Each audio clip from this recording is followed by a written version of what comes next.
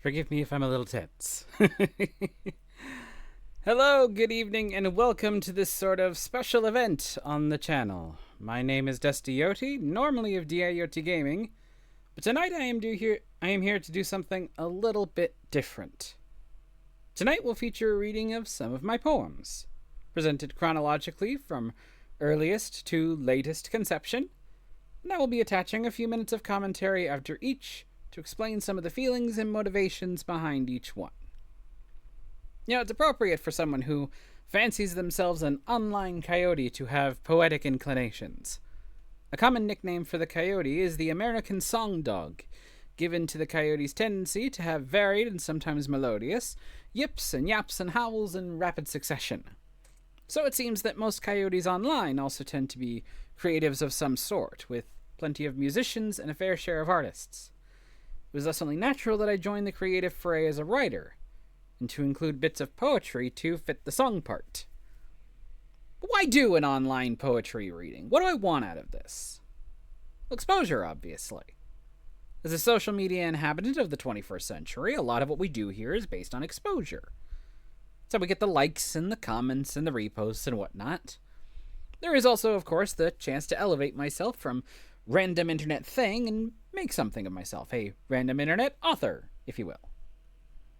But along the way, I want to emphasize a couple of other types of exposure. For example, I want to show myself as someone who's been able to do this despite it not being my originally chosen profession. As a matter of fact, that kind of exposure is what gave me this idea in the first place. I work as a full-time retail supervisor and do inventory, a not very creative position, wherein I am mostly following codes of ethics and standards and practices for my work tasks. As an introvert, it's also a public-facing and a very exhausting one, limiting creative time and energy to a form of decompression.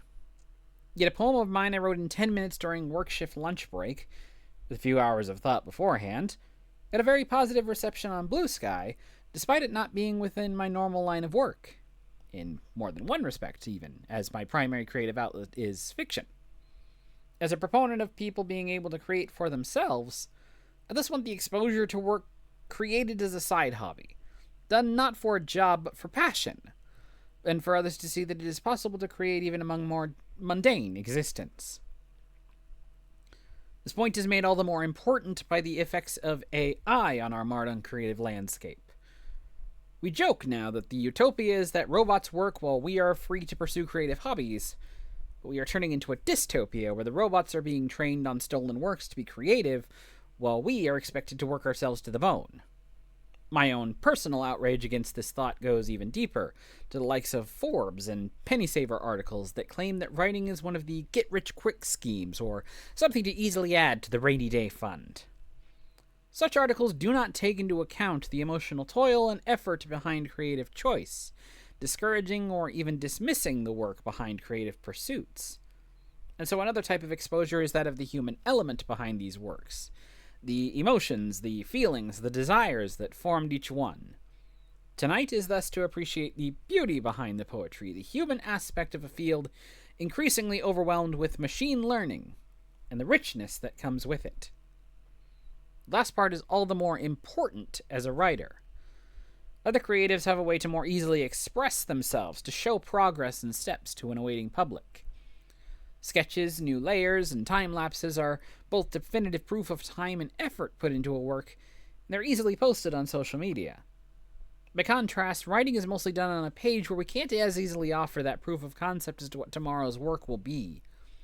Simultaneously, the effect of a written work being in slow build-up of elements designs, in clues placed throughout a manuscript, can seem to some people that trying to show that off counts as spoiling the surprise.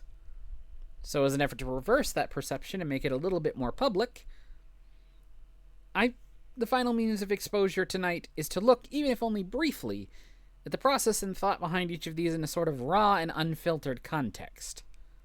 Even if it is the least I can do, I can show my own approach to writing and poetry as an insight to that world, a more interior view than the reading public normally gets. It is my hope that you enjoy this look behind the scenes, as it were, and come away with some sort of appreciation for the thought and emotion and human feeling that comes within even a novice poet like myself. Perhaps you will learn to appreciate the power and resonance of human creativity, of words on the page, and take it as a sign that not all art right now is as heartless as the machines seem to want it to be. For now, let us begin, and may the Song Dog's tune find its synchronicity in yours, even if only for a brief moment.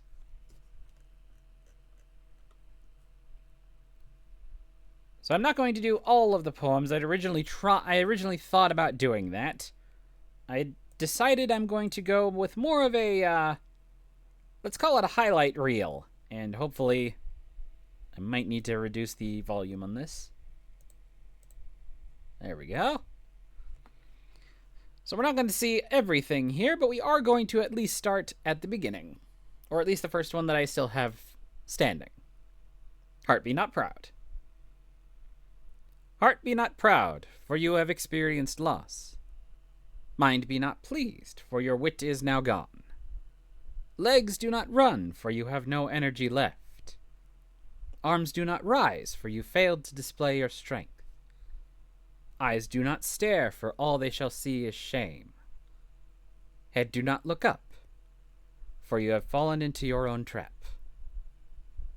Heart be not yet proud, for one day soon you will win. Mind be not yet pleased, for now is the time for reflection. Legs do not yet run, for one day your stamina shall return. Arms do not yet rise, for soon you shall hold the world. Eyes do not yet stare, for one day you shall see them as equals. Head do not look down, for one day you shall pick yourself up again. So I've talked about it a couple of times on the gaming stuff before, but I wanted to go a little bit further into this one because this provides a little bit more backstory for me. This was created at a time when I was in junior college. And in junior college, the primary thing that I wanted to do was chemistry or zoology. And the first thing that I thought of was chemistry, because I wanted to do pharmacy. I wanted to go into pharmaceuticals. It's a pretty high bar, but pharmacy appealed to me to the point that I actually even, for a while, had gone through the testing and stuff like that for pharmacy tech. I took a class for it, and I did a whole bunch of stuff for it, but a lot of stuff ended up like falling apart around the same time. So you had, around the same time, I got a D in a physics class, which to continue with physics in any sort of, which to continue with chemistry, I would have needed to continue with physics, and in order to continue with physics, I would have needed to get a C or better. I failed a calculus class. Like, so bad. The final was so bad that even if I got every question that I had answered correctly, I would have gotten a 45%. And that's if I got them all correct. And I can guarantee you, I probably missed one or two portions on each question. So, very much not. That is the only class I have ever actually taken and received an F on in my entire, schooling career. And then also at the same time, I ran into another problem, which was that in chemistry, when I was in junior college, I did very, very well. Like, I got one of the highest grades in the entire class and picked up on it real easily. And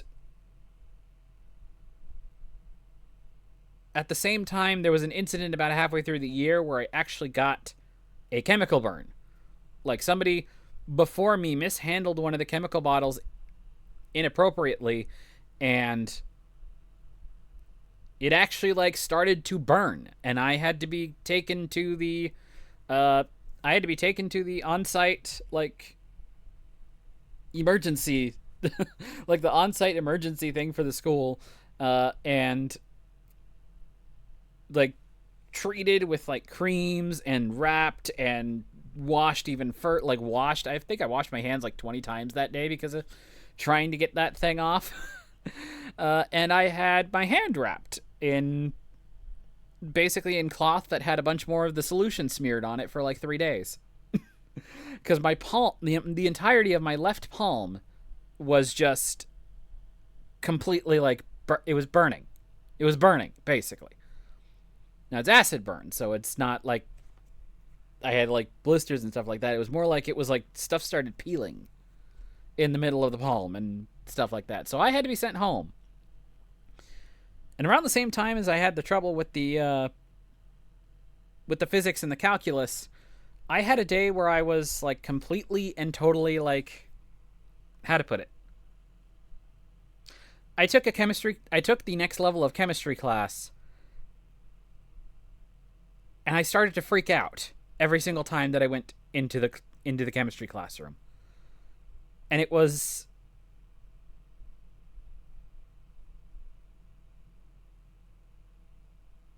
terrifying. Like, I literally was like, every single time I went into the classroom, it was a fearful experience to be around certain things. Like, I would look at the subject matter of that day, and I would do it the first couple of times whenever I went to the lab. And then about like week 4 or 5 out of 12, it would just like, it would come to my brain that I couldn't be in the same room. And I did very well in that class still. I did very, very well in the actual like written portion, like when we were in the classroom portion. And I did very well on all the tests and stuff like that. And I did very, very well on all the homework. But I got a C in that class because I did not go to 50% of the labs. I had a terrible time with the labs, and I only went maybe during the couple of the last ones at the end because it was just like my brain couldn't. I went into the library and I couldn't go in the room. I actually could not step into the room without panicking. And I was like, no, it's got to be. I can't do anything. So between chemistry, like basically traumatized at chemistry, failing at calculus, and doing so terrible at physics that I completely like crashed and burned, I entered a depressive period because I was like, I'd been working the last couple of years dead set on doing stuff with either pharmacy. And then when I went and looked at the biology stuff, trying like maybe zoology was still an option. No, you still needed chemistry. And in order to get further in chemistry, you needed to do zoology. You needed to do the calculus and physics. So everything just kind of crashed all at once at this point in junior college. And I actually had my mom like pull me aside and be like, "What do you want to do with yourself? You have a lot of potential here, but you're not using it. Do you want to stay in school still?" And I was like, "Yes, of course I do. I don't want to just jump right into the workforce." Ironically, I probably could have, considering what I'm doing right now, but at the same time, I also didn't have the same level of discipline. I would also say that I didn't have the same level of discipline at that point. But yeah, so very much just like this whole thing of just like, I was feeling depressed. And at the same time, we did actually like take a look at like all of my credits that I had earned up to that point. And it turned out that in trying to get a couple of those other ones like filled, plus trying to get a couple of the requirements out of the way and get full credits on classes, I actually had a decent amount for psychology or sociology, for either psychology or sociology. I eventually settled on psychology and was like, I can get an AA in social sciences. No, an A in social sciences, and an AS, or Associate's Degree of Arts in Social Sciences, an Associate's Degree of Science in Math and Science. So I'd come out of college with 2 degrees, and I'd be able to take a psychology route as a alternate like path for when I got to a 4-year university. And that was what I ended up doing, but I still entered this like depressive period. This one here was kind of that turning point where I was finally like, I wrote the first part and I was kind of like processing it. As I was kind of like processing it, where I was kind of just like, I typed that first part out. The initial, like, the heart be not proud, mind be not pleased, because that's how I felt. I had just received like a beating of just like, what do I really want to do this with myself? Like, what is the problem here? And so that first part was that. The second part was me basically saying, no, I can't completely count myself out of it yet. I have to say something. I have to realize that I do have enough to get back. But that also was indication the be not yet was also, it's going to take a while. It was an acknowledgement to myself that it is going to take a while. It's not going to be a process that healed immediately when I wrote this. So it was definitely a long kind of process with that I had to make sure of everything. But yeah, it was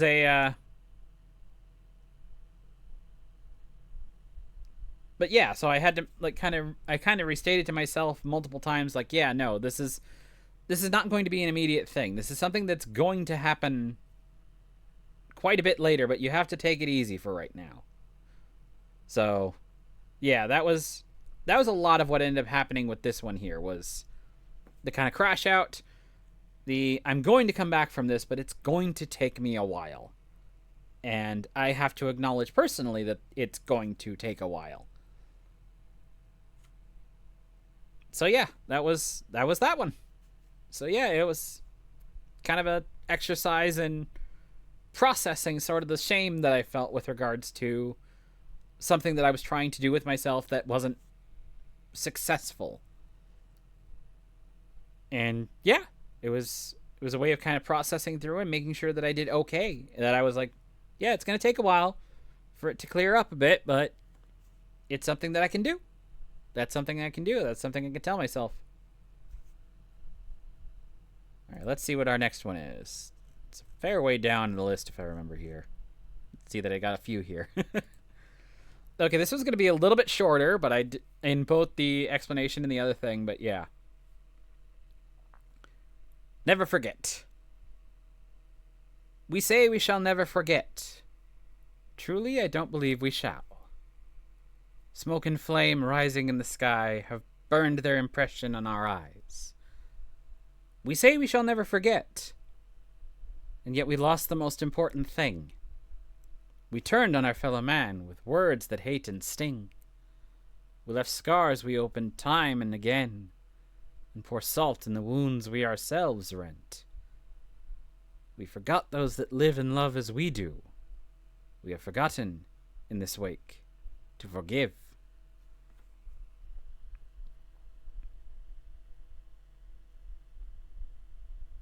I don't qualify myself as a political oracle, a political commentator of any sort. But it always struck me that in the wake of 9/11, we talked so much in the US here about how we're supposed to be this Christian nation that, to me, it felt like we forgot one of the main Christian tenets, which is forgiveness. We're not supposed to, or at least as far as I have read the Bible and interpreted from it, we are not supposed to hold grudges, basically. Nevertheless, you will see later on, I think I have another one here, that is basically me having to come to terms with that myself, and noting that it's far more than just like a personal or widespread issue. It's still something that I have to deal with on a normal basis, and stuff that I even have trouble with sometimes processing from very, very young age. But it always struck me that we venerate 9/11 to a certain extent, and yet all it seems to do is rile people up and just re-wound our perception of other people. That's all it does to me. That's all it does, in my opinion, lately, is that it just we sit there, we think about it, we treat it as a day to remember, and obviously we should. There's a whole bunch of people there that died in the events, and there were some acts of heroism where the act could have been worse. And people helped avert that. And I refer in that point to the United one in particular. But at the same time, we sit there and mourn the deaths and then cause ourselves to just only focused on the worst portions of it. I had another incident of poetry that I didn't keep, but it brought up another instance of this with regards to the act, which was, I forget exactly what the line stated, but I do know that I looked it up. I looked up like some facts about, I'm not going to say it on here because it might get me struck. I'm not going to say any names. It might get me struck. But basically, if you were to compare the religion to the number of people who avowed themselves to be part of the extremist group within that religion, it's like there are 1 billion people and it's 150,000. That's so tiny. It's barely a percent. I don't even know if it is a percent. It's not a percent. It's 0.1% of people in that religion are part of the extremist group that the whole thing was blamed on. And yet, it never stayed to that extremist group. It went beyond. It went to other people and to other things and to other extensions of that. And nobody ever realized that half of the backlash that came on it was, and I'll fully admit this as somebody who lives here in the U.S., we're kind of self-important a lot of the times.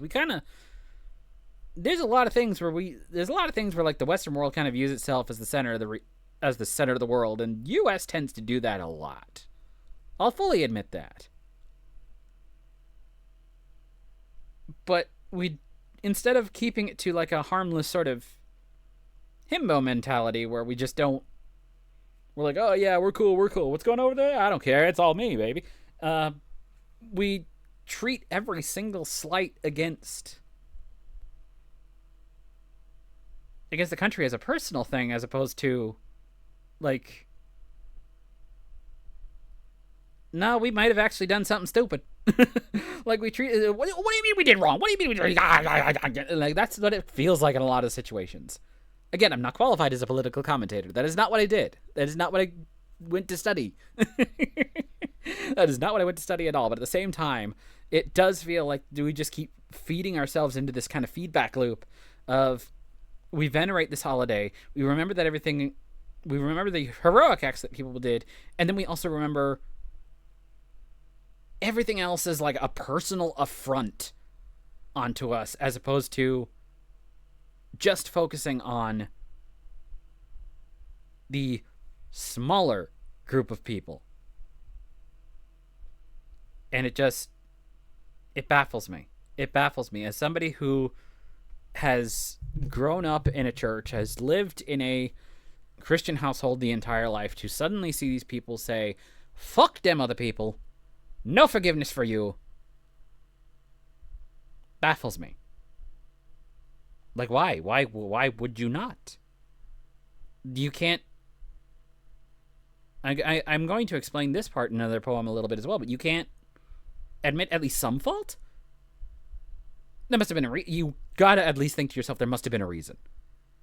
You can't figure, like, there must have been some reason as part of that? You can't? Like, you probably could. You probably could find something in there. I don't know why. I don't know why that's the case that you can't, but try, please, for the love of God, try. With all the religious comments, for the love of God, please try. But yeah, so yeah, a little bit more to say, a little bit more than I thought that I had to say about that one, but yeah, That's important. It's an important one to me, at least. It's one thing that's always on my mind whenever the season comes up. So, like, for me, I'd rather remember it as just like, that's also my cousin's birthday. She's been around for 20 years longer than that event happened. 20, 30, 20, no, smaller, 10, 15 years longer than that event happened. And I love her very much, and I would rather take that time and appreciate the fact that she was born that day as opposed to that nonsense, as opposed to that feedback loop. Again, it's bad. There's bad things happen on that day. We feed into it way too much and constantly use that as an excuse to reopen the wounds. And it just feels like one of the dumbest decisions we ever made.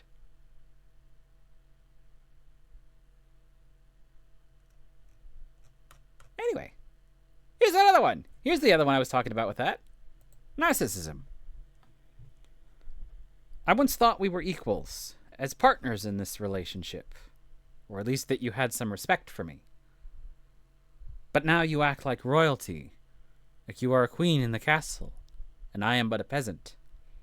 You seem to have forgotten that I am also your heir, that I am of one blood with you. You act like the sun, the center of the universe, like I am held within your orbit. I probably still would be if you didn't claim me.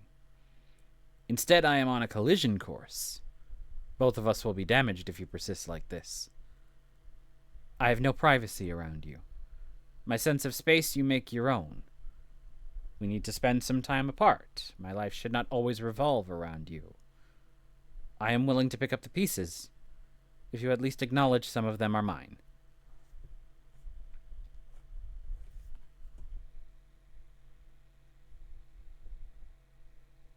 This is a harder issue, and one that I'm very, very glad that one of the reasons I chose this particular time, where I have nobody in the house.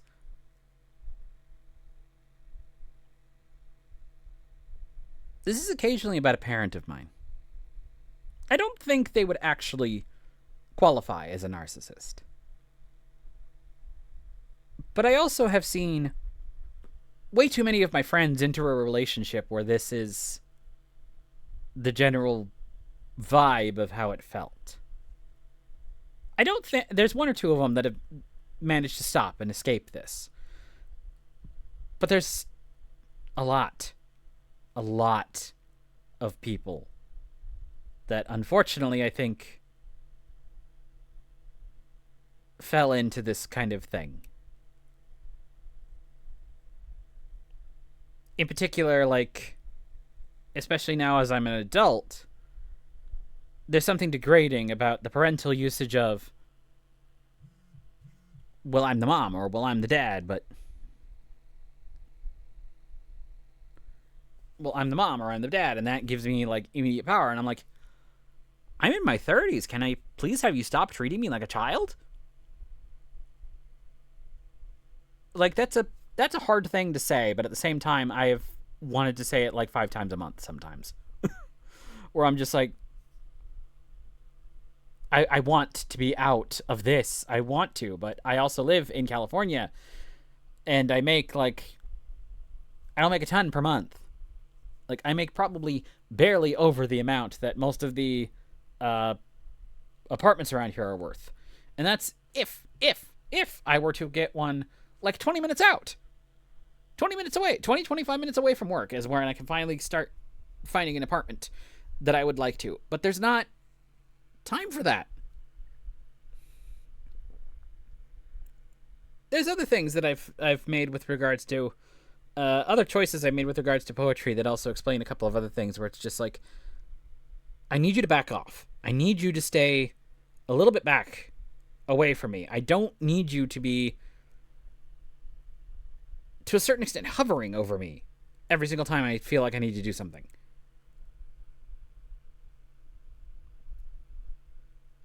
But it's just like, it's a terrible feeling, by the way. If you've never experienced this before with a parent, it's a terrible feeling. To be like, I am an adult. I am making conscious decisions about what I'm doing with myself and my finances, my life. And they constantly feel the need to like prick and poke and ding. I want to pull my hair out. And it's just like I don't want that. I want to have at least some freedom. I want to have at least some privacy. I want to have at least some way that I can close the door. Not just physically, but to a certain extent psychologically, where I can just be like, I don't want to talk about that right now, and you go, okay. I'm here if you want to, but you do not have to. That's it. That's literally all I'm asking in some of these situations. But it's always like, I need. It's almost like they're all constantly going, I need it.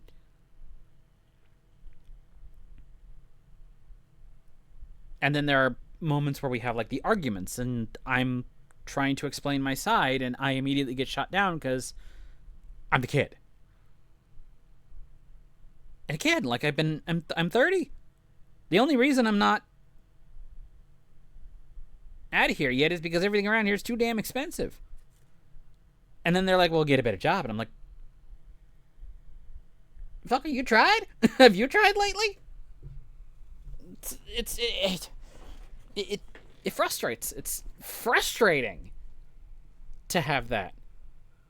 Like, I want to get over some of these arguments that I have, but they're just, as I said before, there's a whole thing. I talked the whole thing about forgiveness, and yet I have trouble with that myself sometimes because there are arguments that I have not forgiven this person for, but neither of us has come to a standstill because neither of us has actually been able to broach that portion as well.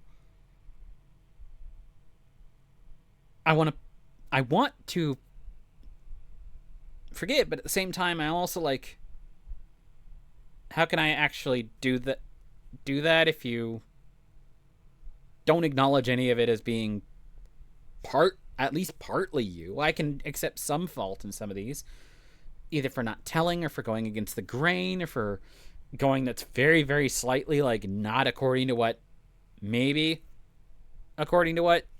you thought of me at first. But at the same time, why does it always have to be me that has to be the one sitting there and groveling? I am an adult now. Again, I make those conscious decisions that are, I want to make them. I want to make this particular decision. I want to do this thing. I want to have this item, this object. And it's then counted as weird. Some of that's because I'm a furry. They've constantly questioned, like, what the hell are you doing as a furry? Like, what does it do? What's the purpose behind it? They're a whole bunch of weirdos. You haven't figured out I'm a fucking weirdo yet?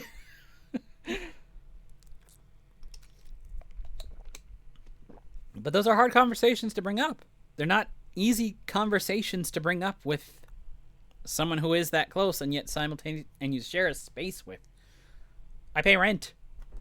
I pay my parents' rent. I don't want them to suddenly renege the terms of the agreement to the rent and then kick me out for stuff that's weird. But I would at least like them to be like, hey, you're an adult, you're making some of those decisions. So long as you're doing that, can we at least have a few? Like I want. That's all I need. I just need the acknowledgement of, yes, you are a functioning adult who can do this portion, who has a particular reason for doing this, as opposed to stubbornness of, I'm the adult, I'm the one that has to do something about it. I'm the adult, I'm the one who has the final say here.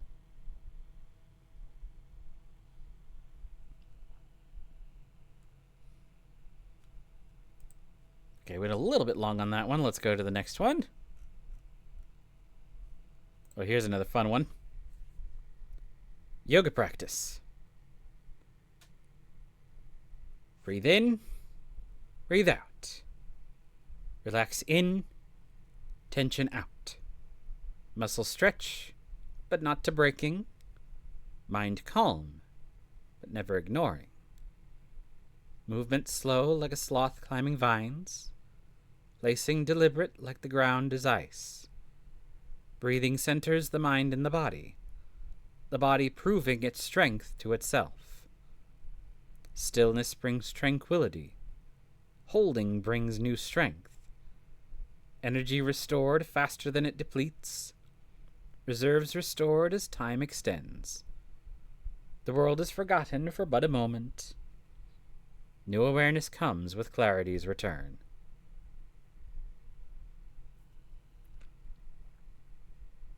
A little bit more lighthearted on this one. When I was in junior college, close to the end of junior college, I got into yoga as one of like the two exercises that I was kind of fine with. It was one that I did during like a PE class or anything like that. I just discovered it as a way of exercising without depleting my stamina. That's basically what I got from it.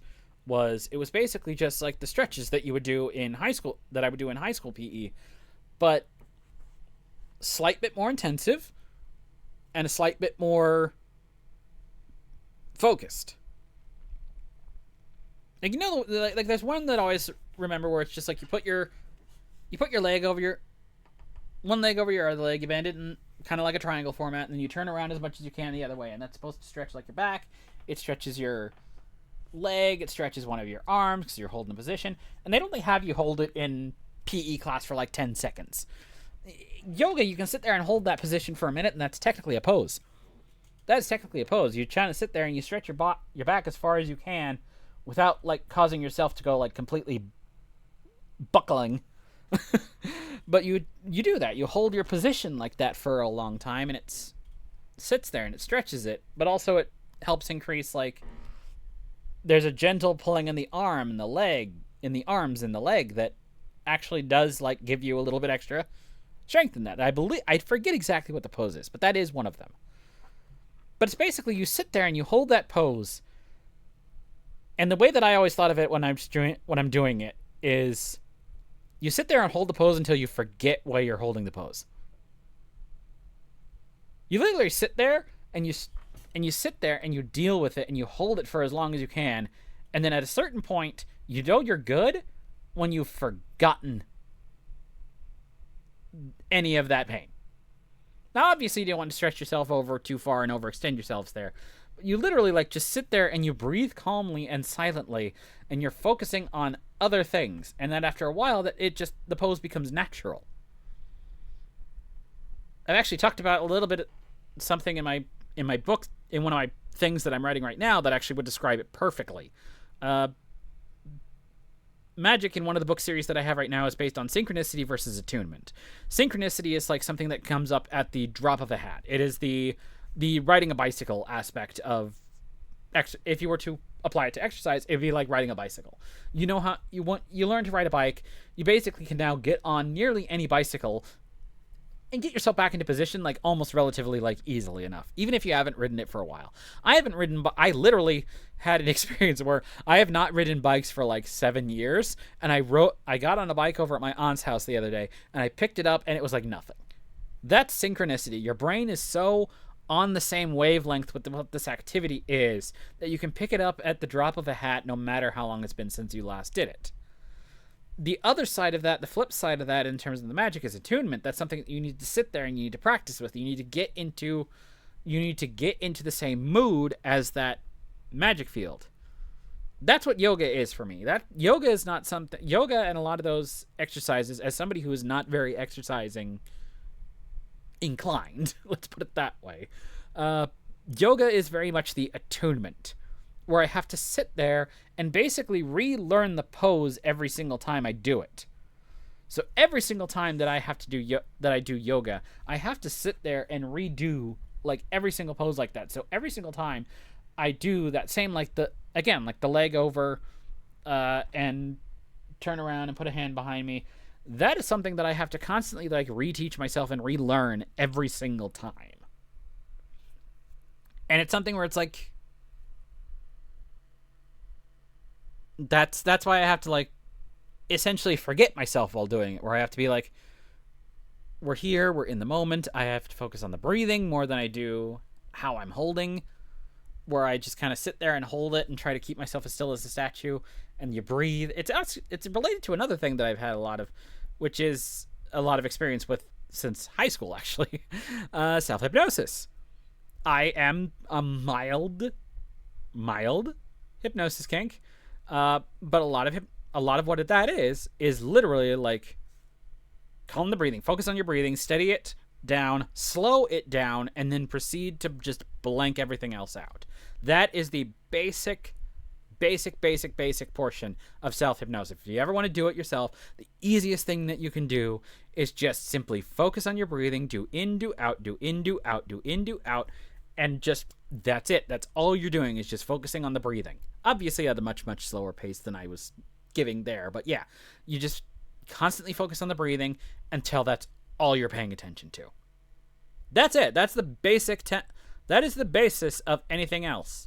After that, you focus on whatever the hell else you want, or whatever the hell else you want as a distraction, as a mantra, as a alternate focus, anything like that. That's it. That's all you're doing. That's literally it. That's all you're doing once you get kind of there. So it's a very simple thing in concept. It takes a long time to learn how to do, to actually learn how to do effectively. You can, and that's what this is every single time I've done it, I have to kind of go through this kind of like new appreciation, this new attunement for it, to get myself back into that wavelength. At the same time, it's also extremely enjoyable to me. Every single time I've finished with it, I do feel like a little bit of like, oh man, I do feel like I really stretched myself out. There is almost like the kind of like rubber feeling that comes out from it. But yeah, like there's definitely a lot of like, there's a lot of stuff there where it's just like I have to like relearn it and reattune myself to it, but it feels so fucking good when I'm done with it. It is absolutely enjoyable to do. If you've ever tried it out, I do recommend. That is like, obviously you have like the traditional ones, like the tree where you're just literally sitting there on one leg. You have the downward dog where that's literally where you're like leaning over and your body's in a triangle. Or you have the cobra where you lay down and then you push yourself up, so it's almost like a half push-up until you're like stretched up as far as you can go. So there are stuff like that that's like so totally common, and yes, that is part of it. But there's other scenes that are literally just like, let us do a mini contortion effort to move your body into a position and just see how long you can hold it. And you do, and you sit there and you hold it for longer than you think you will, and it's amazing. And if you are not extremely physically inclined like myself, even just a little bit of attempting to get close to it, it still feels immensely gratifying, because literally most of what you're doing is just sitting there stretching. You sit there and hold the positions, and you're basically using your body's own weight for and against yourself.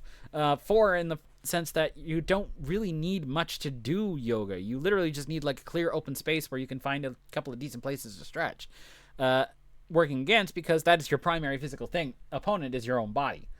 Your own body, its coordination, its strength, its focus, and literally just like fighting itself. But it's also, again, once you get over that, it's extremely gratifying of basically saying, I fought my own body and won. I fought my own limits and won. Now here's the funny part about this. And here's the part there where it gets kind of intensive like the other ones were. I actually got into an argument with somebody. Again, I went to a church for a really long time. I think I went to the church for like 20 years. At least as far as I can remember, for 20 years. I was there during preschool, and then I went all the way up through my elementary school years, my middle school years, my high school years. I dropped off a little bit at the start of college because of the way that my schedules were changing. And then I kind of went back in towards junior college and then did a whole bunch of other stuff there. And yeah. And then finally at the COVID pandemic, I stopped, but because they were dumbasses with it. But anyways, I did praise band, and I would be up in the back of the church, adjusting sound levels for the church band, and there was some other guy that I was there doing with it who would do the slides. In between, while they're like doing the things, we would talk, and I told them I did yoga, and they were like, that feels sacrilegious. And I'm like, it's not really. It's not really. It's like it's just meditation. Yeah, meditation. That's like an Eastern thing, isn't it? Isn't that from an Eastern religion? Yeah, but the same basic steps are done during prayer too. Prayer and meditation have very prayer and meditation have very, very, very similar roots, especially if you're doing it in a church setting where a lot of prayer is done as a call and response. A lot of prayer is done as a call and response. As a matter of fact, I think that's actually one of the things that's been like proven in churches. Like there's a sense of unity that is brought about in churches because a lot of churches go through basically a unified call and response, because you're not the only one saying some of the things that are in each of the prayer. Like there's always like the very, very common one in churches is the Lord be with you, and the pastor says the Lord be with you, and then the congregation responds, and also with you. The key part there is the congregation is answering it. It's not just one person answering back. It's not like another pastor or a deacon or an acolyte or something like saying it. It's the entire congregation. So at minimum, you have something like my smaller church, which had like 100 people at one time doing it. Or you can have like the big, huge churches like around here, a big one that people will know, Harvest Church. They do big, huge things at Anaheim Angels Stadium. So that's the kind of church level that they are at. They're one of the mega churches around here, and they will do stuff like the same exact thing. They will do the same exact thing. So take my little tiny 100 people church and blast it up to a stadium full of people. There's going to be a sense of unifying thing in that, and yet people do not realize that's basically the same thing as what you're doing with a mantra in like meditation, stuff like that. So yeah, they got so mad at me because I was just like, you're basically like, what I'm doing is no different from meditation. What meditation is doing has some of the same roots in prayer. Prayer has some of the same roots in meditation.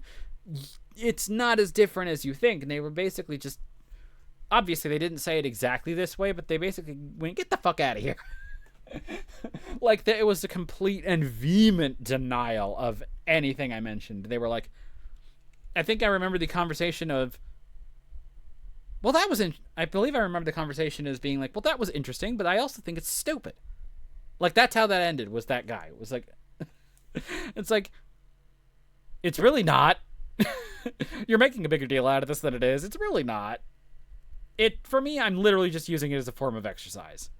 It has, like, the way, even when I was using it then, it had none of the other connotations that it had, that it's associated with it. I literally was using this as like, I'm terrible at exercise, this is an easier one for me to do, and they still were like, it still feels sacrilegious, and I'm like, you are a fool. Let's just put it that way. He is a fool. To me, he was a fool. Okay. This is gonna be this is a longer one. This is a much longer one, but this is fun. This is interesting this is an interesting one for me. Creativity. Writing comes like a dream on a sleepless night. Worlds bloom in the midnight haze, waiting for the moment I finally close my eyes so they can spirit me away. Fantasy plays with reality in the dark corners. They lurk in the shadows of the darkened room, rumbling ominously like distant thunder, but approaching like a gentle rain, only to dissipate into a cloudless morning, with features hidden in the coming fog. The mind turns on like a flashlight to light the way, but I can still be surprised by things in the mist. I cannot pretend to forecast the weather, nor assume I know the course of the day. I call out and wait for a response, playing telephone with a random stranger, trying to decipher the original phrase. I am playing Follow the Leader, making sense of Simon Says. Scenes hide in a forest of words, and I must seek their hiding place, lying in wait until the right moment arrives, giving clues to aid the treasure hunter's quest. I am not the host nor the owner of the house. I am a privileged guest behind a gated wall. This community is rich and wonderful, no place for one of my breeding. I am dressed in plain clothes, unfit for this life. Yet I am invited over like a close friend. I am invited to the table, where a feast has been laid out just for me. I may eat and drink to my heart's content. My plate and cup are filled, emptied, and refilled.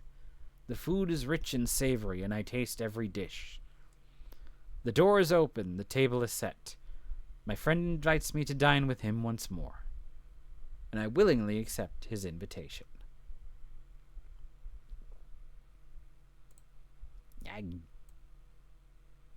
There we go. That'll work. So this is definitely for me, this is like the duality of writing in very, very short. At once, it is a extremely weird, mystifying, and occasionally terrifying thing for me. There's a lot of times where my brain really, when approaching a work, only sees like the faint outline of what is supposed to happen with this. It doesn't know fully like where it's supposed to go.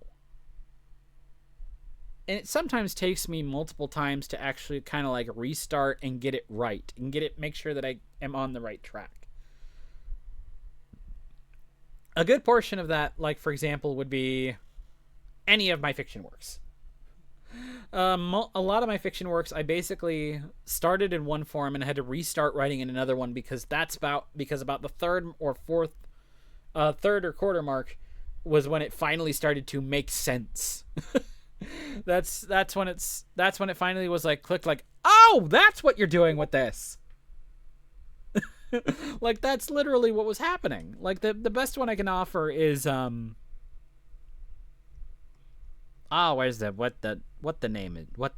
Oh, The Prince and the Gunslinger, which is a Western novel that I wrote, or a Western inspired novel that I wrote. Because it takes place in my own universe, and I just kind of made the scenery about the same. It's not exactly a Western, but it basically fits all the tropes of one. You get the idea. But The Prince and the Gunslinger was definitely one of those where it was like, I am going to borrow heavily from Western themes, but I don't know exactly which part of this is going to go. I was like, is this going to go like The Good, the Bad, and the Ugly? Is this going to go like 3:10 to Yuma? Is this going to be True Grit? Like, what am I doing? What am I doing here? Like, I had all those references. I know all of those films. I've seen all of them at least a little bit with The Good, the Bad, and the Ugly. It's been a little while, but True Grit, I very much liked the new one with Jeff Bridges. 3:10 to Yuma, again, I'm more familiar with the one that has Christian Bale and Russell Crowe. I know those are both remakes. I haven't seen as much of the original versions, but I do like both of those movies a lot. But yeah, so basically I was like, where are you going with this? What aspect are you trying to focus on at a certain point? And it was really only about in the middle of my initial draft where I thought this was going to be like some weird Western epic thing that would result in like this massive like half-town shootout, that I was like, oh, we're not just focusing on revenge here. We're focusing on the fact that this other guy is starting to redeem himself. That's basic. That's okay. That's a huge spoiler for the book, but and I would say go read it.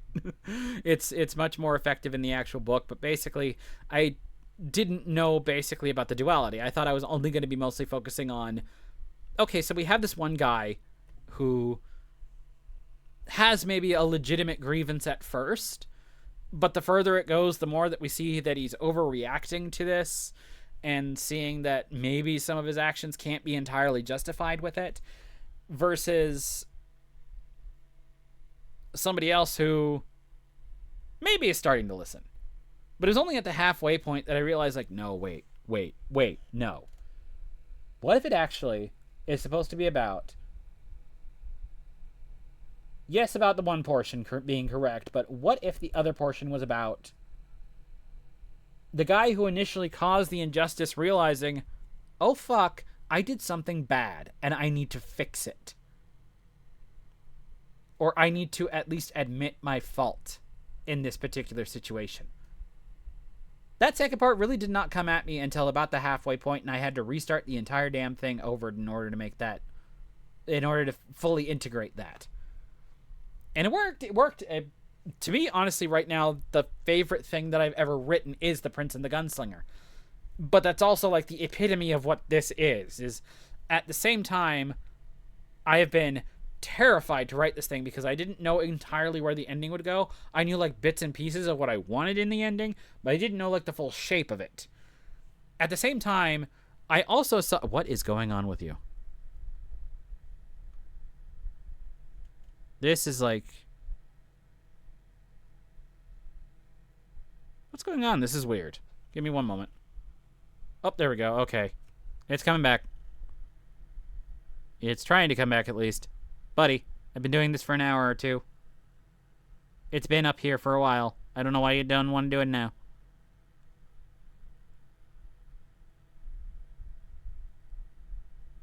Oh, this always happens. Even though my thing is like running totally fine right now on here, my phone just like does not want to show shit. But yeah, so the inverse portion of that point with regards to creativity is... Come on, load, buddy. Yeah, so the inverse portion of the creativity thing is... Hey, guess what? I want to see if it's working here, sorry. But yeah, like, so the inverse portion of that is it working here? Why? Yeah, it's like blanking. Oh, there we go. Okay. Okay. It wants to. It just is having trouble. It's, of course, this is... But yeah, like, so the inverse portion of that is at the same time, I always am like, this bottom portion here. Let me bring, there we go, a little bit further down.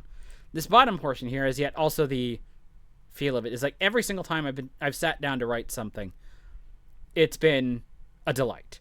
Even when I'm like struggling to do anything related to writing, it still is one of those things where I'm like, I'm super excited every single time, and every single time I have an idea, it's like, gimme, gimme, gimme, gimme, gimme, gimme, gimme. That's the best way I can put it. It's just gimme, gimme, gimme, gimme. Like, not greedy, but like definitely want to indulge myself a little bit more than I normally do. The best example that I can give for that now is I had a very, very long break where I basically had a period of burnout on one of my works, the one that I'm currently, one of the ones I was comparing the magic system to earlier, to yoga.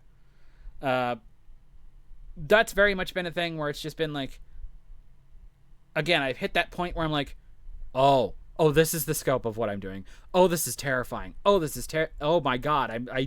The amount of shit that has to go into this, or that I want to say in this, that I'm just getting the scope of now, is terrifying.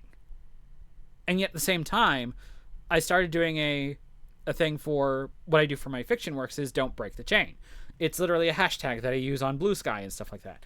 And basically what that means is it comes from Jerry Seinfeld, and what it is you do whatever creative thing you have in mind, whether that's create a piece of music, creating a little melody line or something like that for music, writing a poem, doing a little doodle or a little scribble or something like that for art, writing a little bit in there, you mark it off, you do it again the next day, and you do it again the next day, and you do it again the next day, and you do not break that chain of progress being made, basically. So every single day you do something, you do not break the chain of creativity. You keep adding another very, very... It can be a very large link, it can be a very small link, but whatever you do, you just keep adding to that chain of creativity. I started the chain for the recent sets to try and get myself back into writing this and progress further on it. At basically keeping myself a very, very low cap of about 200 words. Let me see if I can actually go... It's not going to show up for you here, but I'm going to double check and see if I can find it on my Blue Sky. Because I want to see like what exactly like the level of writing I was at when I started it for this section. So there we go. Okay, so I'm currently going back through... It's chapter 7 that I'm currently on right now. These chapters are very, very long, by the way, for this particular thing I'm writing. They're like 17... I think the average right now is like 15,000 words. Broken up into multiple sections, a la like Stephen King and stuff like that. But I started at it looks like the beginning of July, I think it was? Yeah, beginning of July. Come on. Go down. Go down to the end. It's got to load a lot.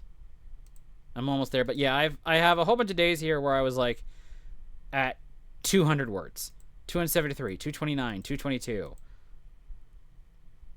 But recently I had a day that was 2,000, where I was like, I finally got into it, and it was just like, cool, let's do this. Yeah, okay, okay, so there's there's 300. Yeah, I have 172 on one of the early days. 130, 194, 126. Like, it's very, very, very, very low. But I had a moment, like, I think it was actually last night compared to what I'm doing here, where, yeah, it was 2,000. It was 2,000 words. That's not a joke. It was 2,000 words. So I was very, very tentative and hesitant about where this project would go, but now that I'm finally starting to see the scope and the shape of it, I am now being like, it feels like an invitation to come back every single time, where I'm just like, ooh, how about I go in? I want to go in again. I want to go back to that. And that's what writing is for me a lot of the time. Is it very much is that kind of weird duality of I'm scared and trepid, and I'm scared and tepid and intimidated every single time I sit down to the page, and yet every single time by the end of a session, I am excited. I am ecstatic. I am very much like pleased with what I was able to accomplish in a particular given day. There's no day where I sit down to create something where I am desperate for it to end. I have days where it is a struggle to get through it, but every single time at the end of that day, it is an immense sense of pride, for lack of a better term. It's an immense sense of pride. It's an immense sense of relief. It's ecstasy. Yeah, I think I used that word earlier. Yeah, it's ecstasy. I get there, and it's not quite like the dopamine hit maybe somebody else would. I had to take an hour or two to recover last night because I made myself nearly fucking cry with what I was writing because I was terrified. I simultaneously was like, oh wait, I need to add horror elements. Oh wait, I fucking, my brain is bad with horror. But I had to add it in there, and I was just like, at the same time, I had to take like a break and be like, oh God, I can't go to bed. I did this at freaking 1 o'clock in the morning. I can't go to bed with this. My brain is going to make a big deal out of it, and I'm not going to go to sleep at all. And then simultaneously at the same time, there was a thought like I had like 45 minutes later that was like, it's probably a good thing. It's probably a good thing that I made myself like nearly cry and was terrifying like that. That's exactly the emotion I wanted out of that scene. So maybe if it's coming across that way for me, maybe it also will for the other people. And you know what? Here's the other part. Here's that last little phrase right there. I would do that again in a heartbeat. I've made myself do that like 1 or 2 times. One of the other major noticeable times was the ending of Life is an Unwritten Book. That is one of my favorite. Personally, of all the books that I have, that is one of my favorite endings. I'm not going to spoil that one because that one is actually like based on Twilight Zone shit. So there's weird shit that happens in the middle for like a twist. But my God, it is amazing to see that one go through. It is amazing to see that for that ending. I cannot, that is one of the ones that I sit down and I read it and I do not stop reading until it's finished. I enjoy it a lot. But that was another one where I was like, I actually took my own breath away with it, where it was just like, I feel as mentally exhausted as the character does and want to nearly damn cry when I was writing that one out. And I am super, super satisfied with it because of how it turned out. Again, there's a lot of stuff like that where it's terrifying. It's hard to do. It's hard to express exactly how difficult sometimes it is in that creative process. But at the same time, my God, you get that reaction out of yourself. You're probably going to get that reaction out of other people. And it is amazing. It is amazing. If you get that reaction out of yourself with regards to a particular sentence, it's so good. It's such a good thing. And it's one of those things that you are like, I want to do that again. I want to find the scene that'll make me do that again. That is the dopamine hit. When you finally realize that you have a scene like that and you want to do it again, it doesn't matter exactly what you did beforehand, how scared you were, how irritated it made you to sit down at the page. You hit that scene and everything is just like, oh, it's amazing. So yeah, that's exactly what that is. That was me discovering, yes, I want to do this. That was me spent a little bit of time in fan fiction, and I went back into normal writing, and I finally progressed that with The Knight and the Unicorn. That was when this was written very shortly after that, where I discovered writing basically again for the joy of writing, for that joy of discovery. And I was like, give it to me again. And it was astounding. Knight and the Unicorn is very, very small. It is under 60,000 words, which is very, very small compared to what I normally write. what I normally write is stuff that's over 100,000 words. Yes, I'm not kidding on that portion. The smallest thing I've written outside of The Knight and the Unicorn. Oh, actually, it's the smallest thing I've written is the Guilt and Reconciliation set, which is only about 40,000 words combined. But other than that, it's The Prince and the Gunslinger at 90,000 words. That's the smallest. The Prince and the Gunslinger at 90,000 is one of the smallest works that I've made. Everything else that I made, including the one that I write now, I just recently broke the 100,000 mark. I would still do it every single time. I still want to go back to it and go and be like, I want to add again. But yeah. Okay. I had to take a very, very short break because I actually got a text saying that one of my parents needed to do something, and I'm going to do it because it's like 2 seconds. So what I'm going to do is I'm going to take a very, very short break here. I will come back and we will continue this in just a couple of moments here.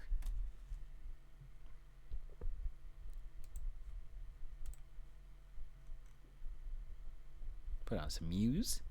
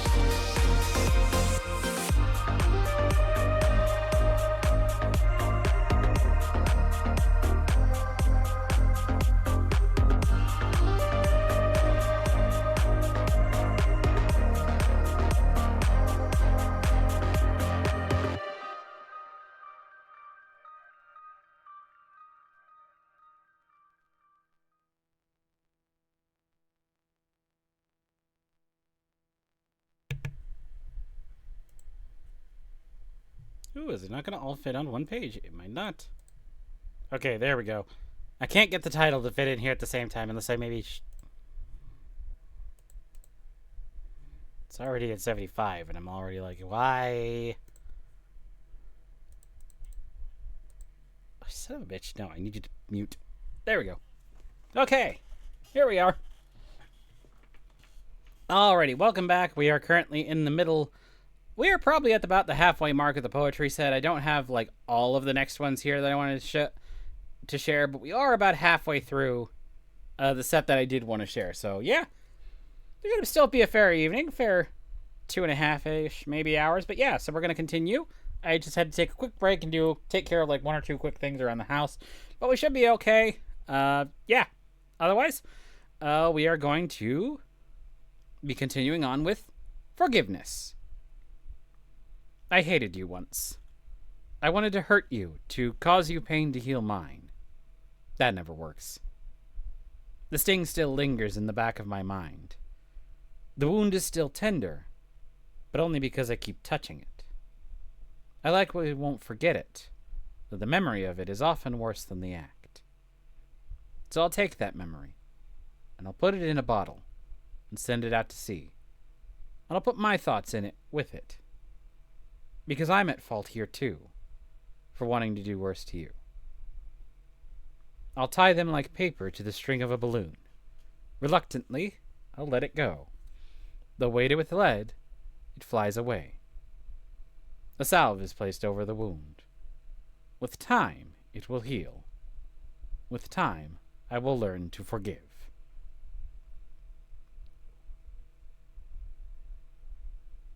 So you remember what I was saying in the other poem about having my own issues with it? Yeah, this is one of them. There are people that I know, like for a lot that I've known of for a long time, that it's been really, really hard to break that habit for myself. Because this is a thing that really, honestly, it is very much harder to do in practice than it is in theory. You can talk all fucking day long you want about it. But it's one of those things where it's really, really, really freaking hard to actually sit there and understand, like, yes, I want to remove myself. I want to acknowledge that, yes, I am currently angry, and at the same time, I cannot wholly place this against you. I say this as someone who, in elementary school, and even to a certain extent in middle and high school, was bullied.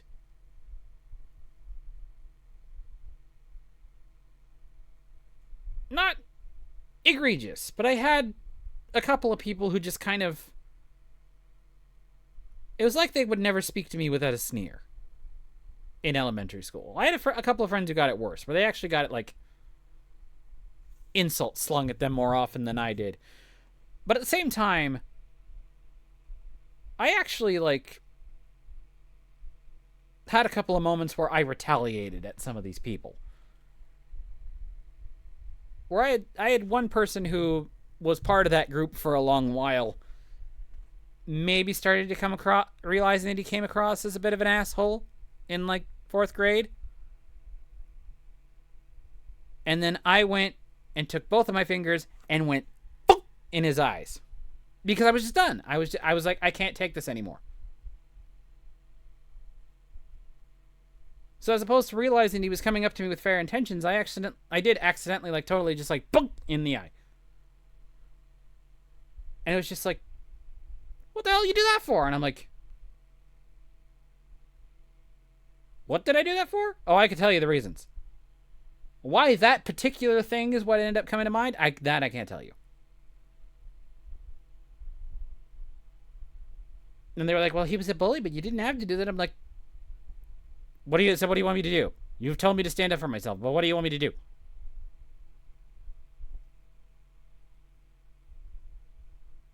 And to be fair, sometimes they need it.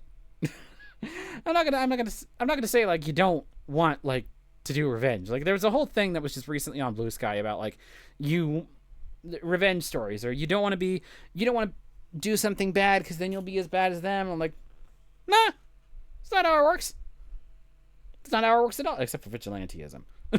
Except for vigilantism. If you go too far down the road of violence, you can beget more violence. But at the same time, you don't want to just sit there completely defenseless. Eventually, you're going to have to sit and react at least once.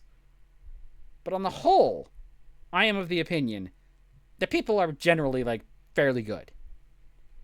There's a couple of those people there where I did actually manage to have a decent relationship with them and was just like, yeah, I wanted to.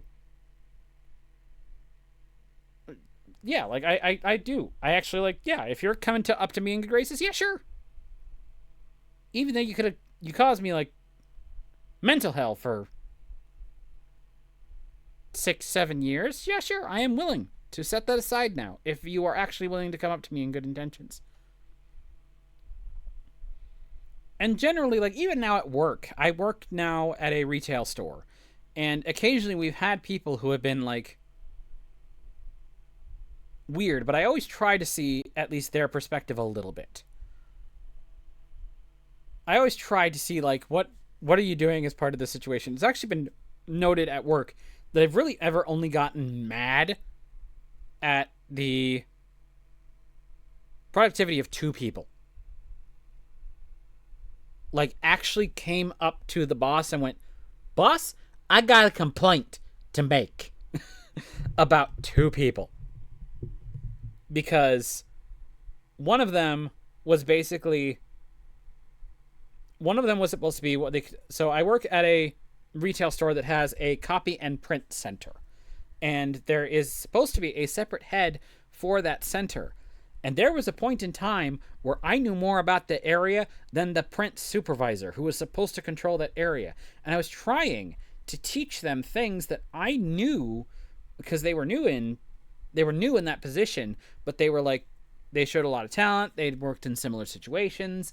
They worked at other like printing offices before, so they had experience. But then I tried to show them how to do it here, like the way that our customers are used to, the way that our quality back there is used to, the way that actually has been like mentioned in some of the training videos. And I kept getting like pushed off for them let me go with this customer and I'll be right back. And then they would never come back. And I had to be like, boss, she left me to do a job by myself. When my primary job title is supposed to be out on the retail floor.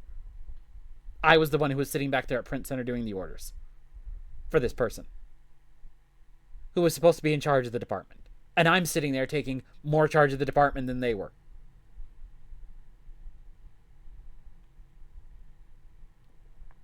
And I tried to like be like, she's smart. She can pick it up, but I don't know why she doesn't stick around for 2 freaking seconds to hear the rest of what I have to say as somebody who's been there for like 3 years at this point. Who knows the area at least a little bit. Who's been cross-trained across the... I basically can work damn near any position in that store except for maybe the general and assistant manager positions because I've been cross-trained. That's something that our particular manager likes. If the higher-ups need to do a mild amount of cross-training to make sure that they are at least familiar with the processes and everything of the area. And I was like, I want to see the good in her. She's smart. She's good. But I have trouble. I have trouble with the fact that she's not paying attention, that she's leaving it all to me when she's supposed to be the one taking care of that department. And yet I feel like I'm the one in charge. So yeah, that's an instance where, yeah, you absolutely do. If you're being taken advantage of like that, you want to be able to speak out and stuff like that. But at the same time, back with like when I was in high school, which is what I was mostly thinking about when I wrote this. I was in college by that point, but yeah, I was thinking back to my elementary school and my high school days, where people were calling me names. Like I was here. There's nothing that it's gonna do. There's nothing that much that's gonna do with that. Maybe yeah, a little retaliation, but there's also the sense of it doesn't heal you internally. I've never felt good on doing retaliation. Now maybe that's just me. Maybe that's just like a personal thing for me, but I've never felt good with 90% of retaliation. If somebody, and I since I mentioned this in almost the same breath, and I have to clarify, I've never had to retaliate against somebody at work. It's only ever been back when I was in like elementary school, high school, occasionally people online. 90% of retaliation has not felt good.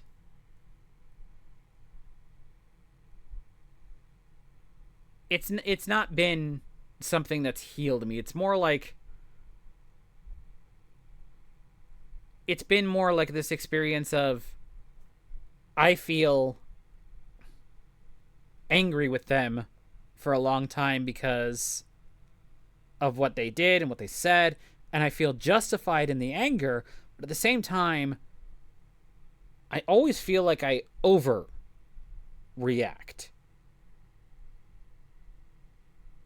On some of these situations, and it feels like, dude, you need to calm down, take a few steps back, really examine the situation and the importance of it, and just kind of let it go.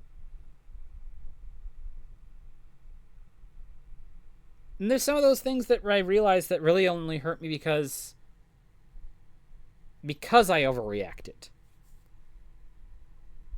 The particular one that was in mind, where I know for sure that was in mind when I wrote this one, was there was a dude in my high school when I was in PE classes, and for some reason, maybe just because I was the unathletic one or because they had a group with them, they just, for some reason, picked on me in every sport, because it was just like, dude, what the hell are you doing?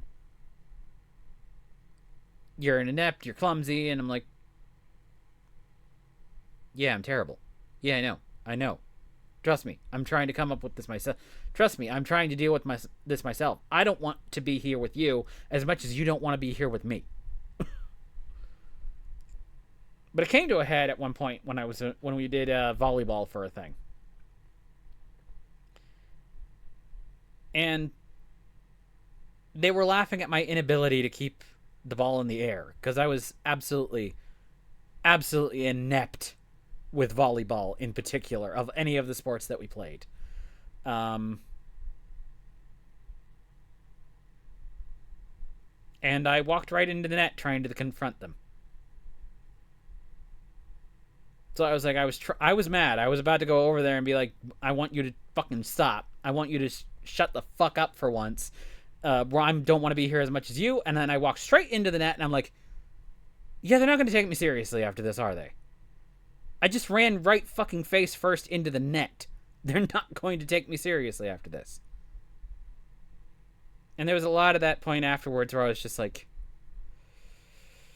great. Fucking great.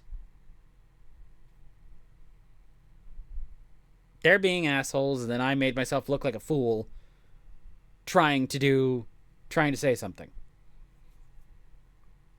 And I was just, so yeah. The funnier thing here was that I did gain a measure of satisfaction that year in high school, because for 2 weeks they decided that the primary sport that we were going to do at PE was lacrosse, of all things.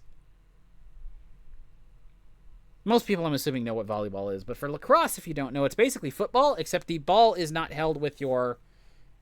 It's basically similar to football, but the ball is not held with your... The ball is not held with your hands. And you can... Or actually, no. The closer explanation I can give is more like it's soccer.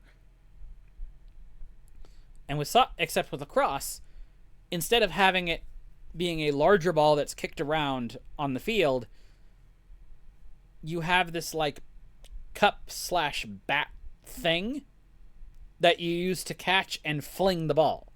So you catch it in there and can hold it for a little bit and can run with it a few steps, and then you sit there and then you, like, flick it, and the ball goes whoop and then launches out to the next person or to somebody else. I fucking did good at lacrosse, baby. For some reason, like, it didn't matter, like, who we went up against. There was 2 weeks where it's like, wait, am I actually good at this? I think I'm actually good at this. Where I actually would, like, catch the thing and be like, okay, teammate down at the end of the field. Oh, wait a minute, I made it into the goal instead of the teammate. Oh, well.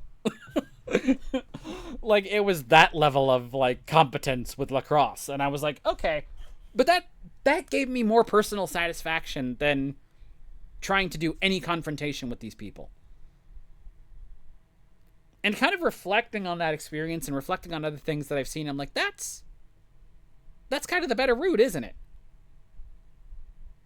If I wasn't by not caring about what those people said, by kind of just like setting that aside and kind of letting it go and letting it do my own thing and letting me discover kind of like, hey, wait a minute. Maybe, yes, I'm not that great at volleyball, but yes, I actually did very, very well in lacrosse. And I had 2 weeks in PE. I had 2 weeks in high school PE where I could consider myself proud. That gave me more satisfaction than any level of attempt to fix that than I ever got. And at the same time, also, I was writing this thing in college. One moment.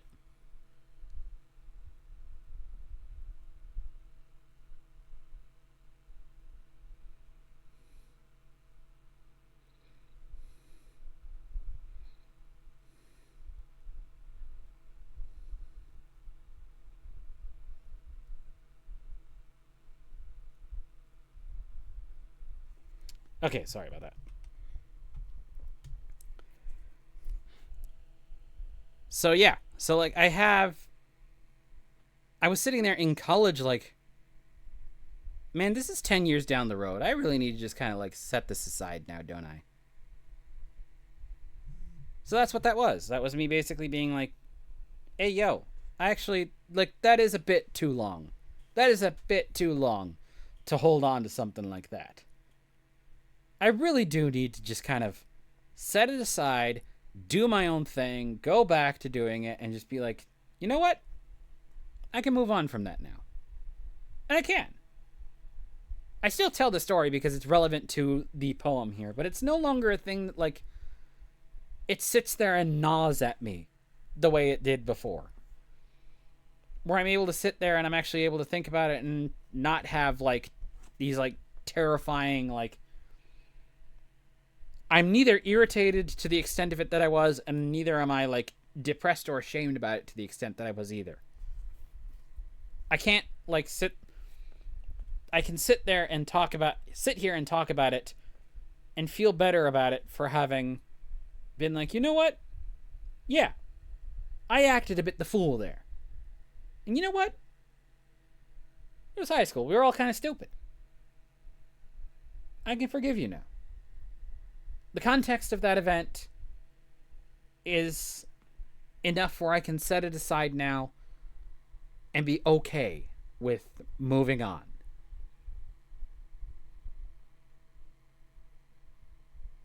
Or, yeah, it hurt at the moment, but really honestly, there were times where I overreacted. Where I was...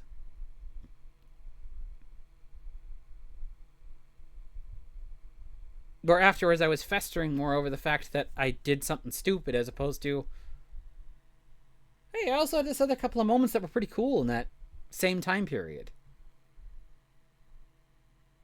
9th grade, 10th grade, when I was still doing with that stuff with PE, that's when I found one of my current group of friends with some of the stuff like that in there. Old friend from my elementary school, got back together with him, and he found other cool people in that same group, and it was cool to see them all. It was cool to meet them all. That's when that happened that same time period. I can't let the one event get me down.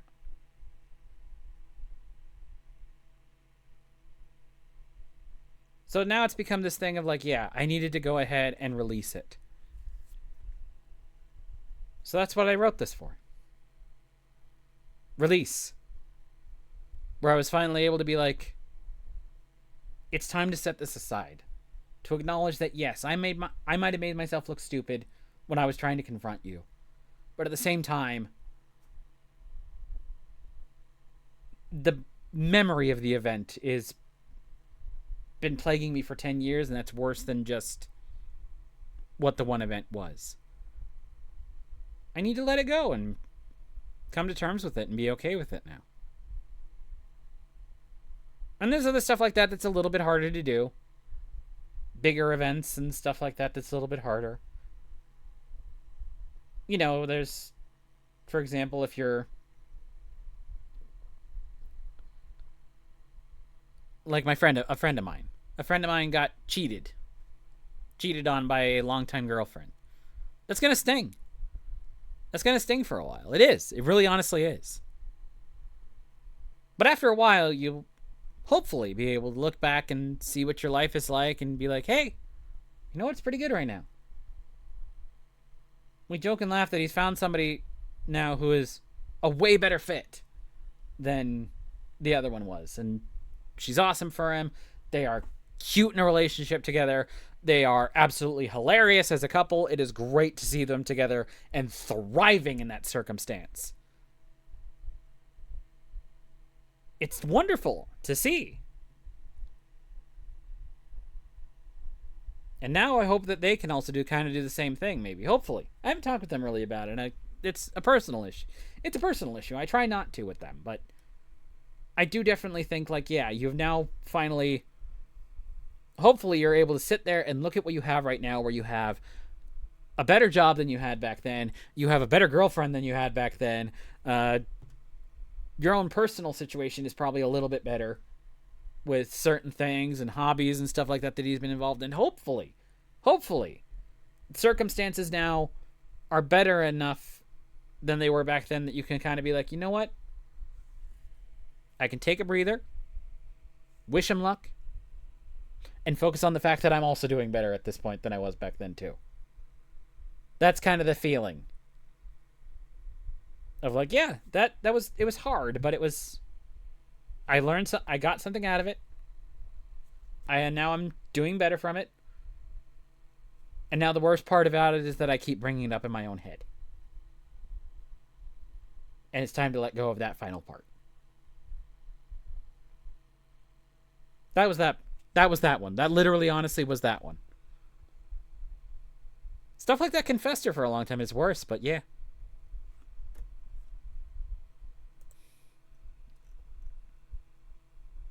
Inadequate is another amusing one. My aim is slightly off the mark. My race is finished behind the clock. I have focused and trained as much as I can, but it is not enough. The bar is set too high. I am in a ranking above where I should be. I am in a class above my grade. I cannot meet your standards. I am drowning in a pool too big. I cannot stand to regain my breath. The life-saver you have thrown out to me cannot support my weight. Reassurance turns into another reminder of missteps and missed opportunities. Recognize me for my own worth. Place me in my proper settings, and I shall exceed your expectations.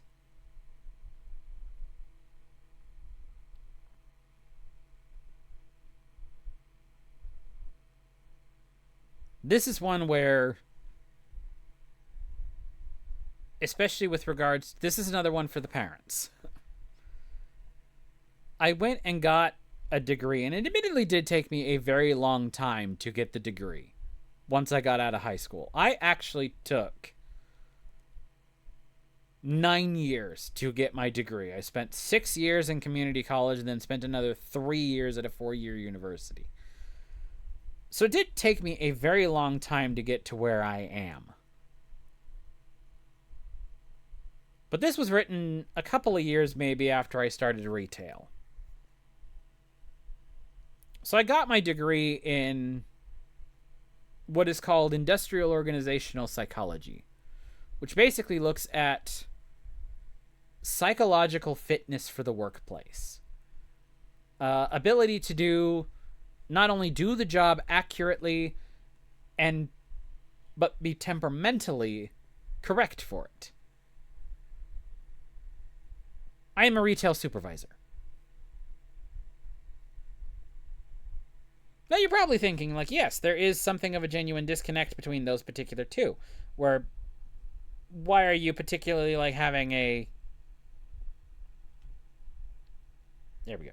Why are you particularly proud of this? And at the moment, I can give you quite a few reasons, actually. One is that I started as a general, just part-time associate who maybe got 2 days a week. And I came in and I learned what I did, and I picked up on the stuff relatively fast. And I started working on other things. And then I started getting better at that. And then I picked up other portions of it. And I got better at that, and they gave me more hours. And then they upgraded my position, and they gave me more responsibilities, and I did more than that. And then when the time came, there was somebody who had a full-time position, and my boss said, hey, you do a lot of work that's really good around here. You seem to know what you're doing and you like working. And I'm like, I got availability and I'm looking for a paycheck. Plus, I do like learning this thing. I genuinely do like being here and learning all the stuff here. This is actually like pretty chill, cool place to work so far. And he's like, cool, that is exactly the attitude I want. I'm going to upgrade you to, I would like to upgrade you to a full-time position. Within a year, I had attained my first full-time position. I was stoked. I was super happy. I was like, wow, I got a full-time position already. I got medical benefits. Because I was willing to put in the time, I was willing to put in the hours. They gave me a full-time position. And we're like, hey, how about we just start paying you adequately at this point? We'll give you a pay raise. We'll give you full-time benefits because you're now working full-time with this position.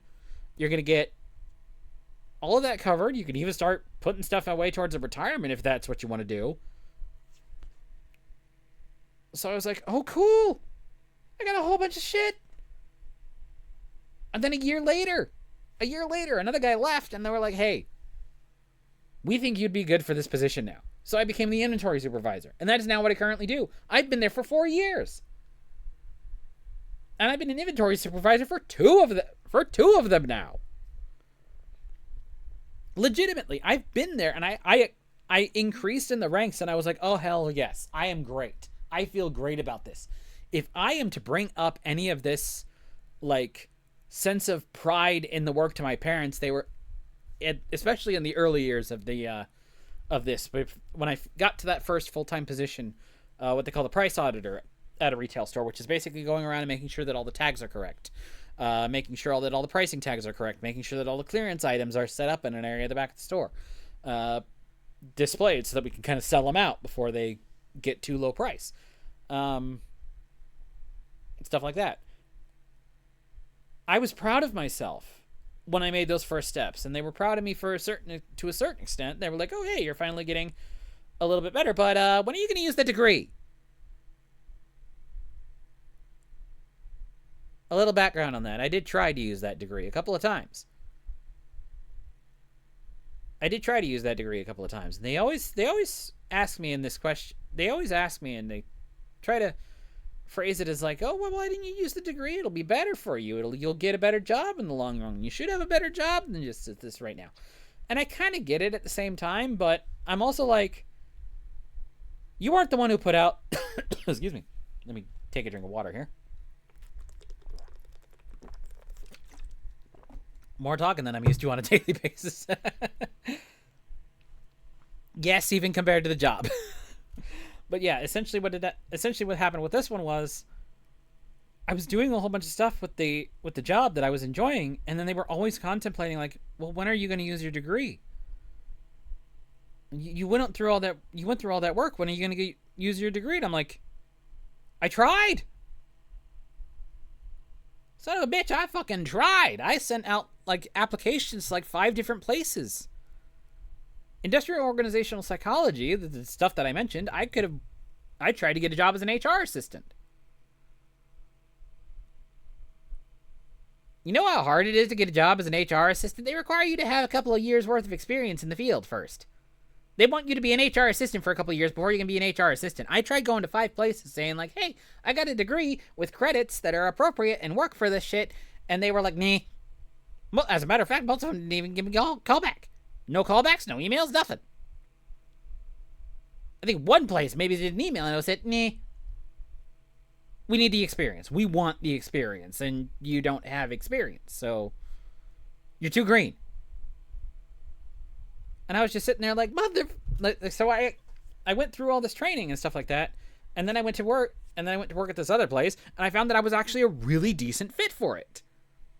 I do pretty well with doing what they call customer service. I do pretty good at doing for rewards. What they call rewards penetration. So a certain amount of my transactions, they try to have a certain amount of transactions be tied to a rewards account for the store. Hey, guess what? I can do pretty good at that. Whenever we sell certain products, we offer a protection plan, which is basically a warranty. Hey, guess what? I can do pretty good at selling those. I did pretty good at other portions of the job as well. Making sure the store looked neat, what they call blocking. Making sure that customers were able to find stuff they need. This is a store that has been in my area for literally like 25 years now or more. So I'm very, very familiar with it. It's where I went to for all of my like old... It's an office supply store, but it's also where I went for all of my old school supplies and stuff like that from freaking elementary school through college. I went there. I knew the store basically like the back of my hand before I ever even entered it. So I did have that advantage, but at the same time, I still had to start from the bottom like pretty much anybody else as a just general associate. But 2 years later, I was like I'd gotten like 5 pay increases and 3 position shifts. Increases. And I was proud of myself, and I'm like, wow, this is a field that I didn't expect myself to do all that well in. So maybe it's not exactly the position I wanted, but I'm finding that I like this position right now. As much as people complain about retail, I'm like, I kind of like it.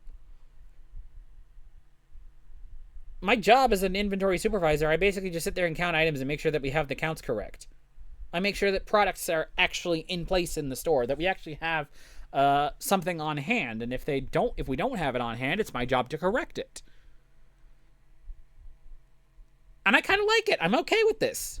I am okay with this as a position that I am in right now. I earn a fair paycheck per month. I actually do earn like a fair paycheck per month. I'm not earning like I know I complained about the thing about the apartment earlier, but I'm not exactly earning a pittance. I'm about to build myself a whole new computer. I have the funding for it. It's cool. I bought myself a Switch. I bought myself a PS4 on this paycheck. I bought myself a PS5. I bought myself a car on this paycheck. I was able to save up money from stuff that I had earlier, and I was able to save up money with this paycheck, and I bought myself a car, and I'm looking here, and I'm thinking, like, look what I've been able to do with this job. Maybe it's not exactly where what I want to be, but I'm actually feeling pretty happy with myself. I've been able to afford all these various things that I have, and it's cool. I love it. I love doing this. I'm kind of okay with it. And you don't realize how quickly that gets shot down when somebody goes, but you could be doing better. And I'm like, why is that your focus? Why are you just constantly focusing on better? Why can't you just be happy when I'm trying to share with you my accomplishments? It always has to turn into, but we could do better than this. And I'm like, no. That just discourages me. And there's obviously, there's a couple of things where, like, yes, am I going to miss out on a few things? Yes. My writing, for example. I know that I'm not, like, totally, like, up there with the rest of it. Get the fuck out of here, you butt.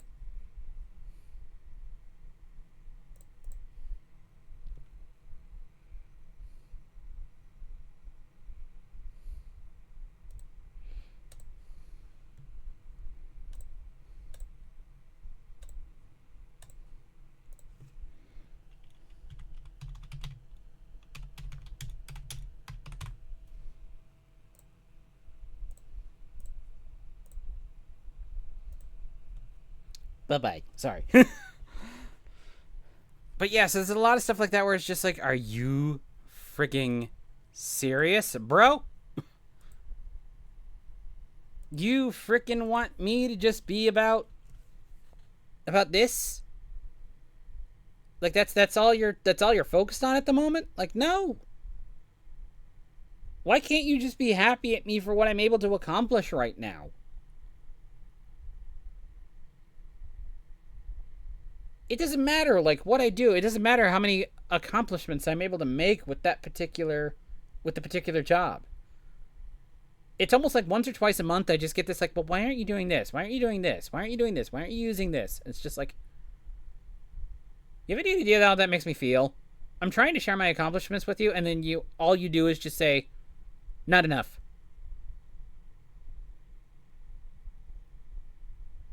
That's disheartening. That's the most disheartening thing about it. And I could go on about this all day because we have an endemic. I think this is an endemic problem with right now with U.S. society, where the retail especially is not treated as well as it should. U.S. retail is treated as servant more than service, and it's just like there's no value placed on it. Where it's just like, bro, you don't know your right hand from your left when dealing with this particular subject, and yet you expect me to do it for free? Hell the fuck no. I'm not going to go on too big a tangent on that, though. But I could. I very much could. It's just not for right now. But yeah, so that is... Yeah, so I wrote that out of those feelings. It was like, why? Why are you making me feel inadequate when you can't even rejoice with me in my own thing without putting the shadow over it? And how disheartening that feels when you are trying and that's all you can think about. So yeah. Turmoil! But that's the beauty of art. You turn into something that you like.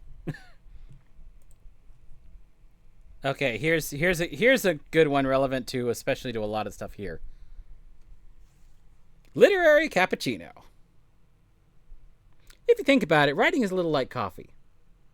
Some people can't start their day without it. Some people take part once in a while but aren't serious about it. And some just do it as a dessert for after the evening meal. Some people have theirs in cafes, while other people prefer to have theirs fresh at home. Each has its own flavor depending on who makes it, and sometimes even where they make it. Sometimes it can be sweet, sometimes bitter and hard to take. Some have a routine or rituals surrounding it, with specific shows or music they associate with making it. Others may take part whenever they have the opportunity. A paragraph here, a sip there. Some people can get addicted to it and must have a daily fix. The urge sneaks upon them in daily life, then suddenly it pounces. Words come flowing out, coffee goes flowing in. It may take surprising and unexpected forms, but the taste and the flavor is still there. Some need the lower calorie varieties. Not as detailed as the rest, but still a unique flavor. Hot or cold, passionate or distant, doesn't matter to some. Yet others find they prefer one or the other. Some like theirs to be portable, going with them in cups and lids, while others pull out the mug and make themselves comfortable. Sweet or bitter, sobering or uplifting, with other flavors mixed in to keep things fresh and new. Of course, it all comes down to preference. My taste is different from yours, my style unique to me. We could both be making the same thing, but yours would still have its own unique tang mine doesn't have. And I would still have some inflection you wouldn't have. At the end of the day, some consider it all the same, with no variety or flavor or uniqueness. In a sense, they're right. Writing is writing and coffee is coffee. At least I have mine. I have something I can say I made. So to you, I say I'm sorry for your loss. But it's not too late to try it.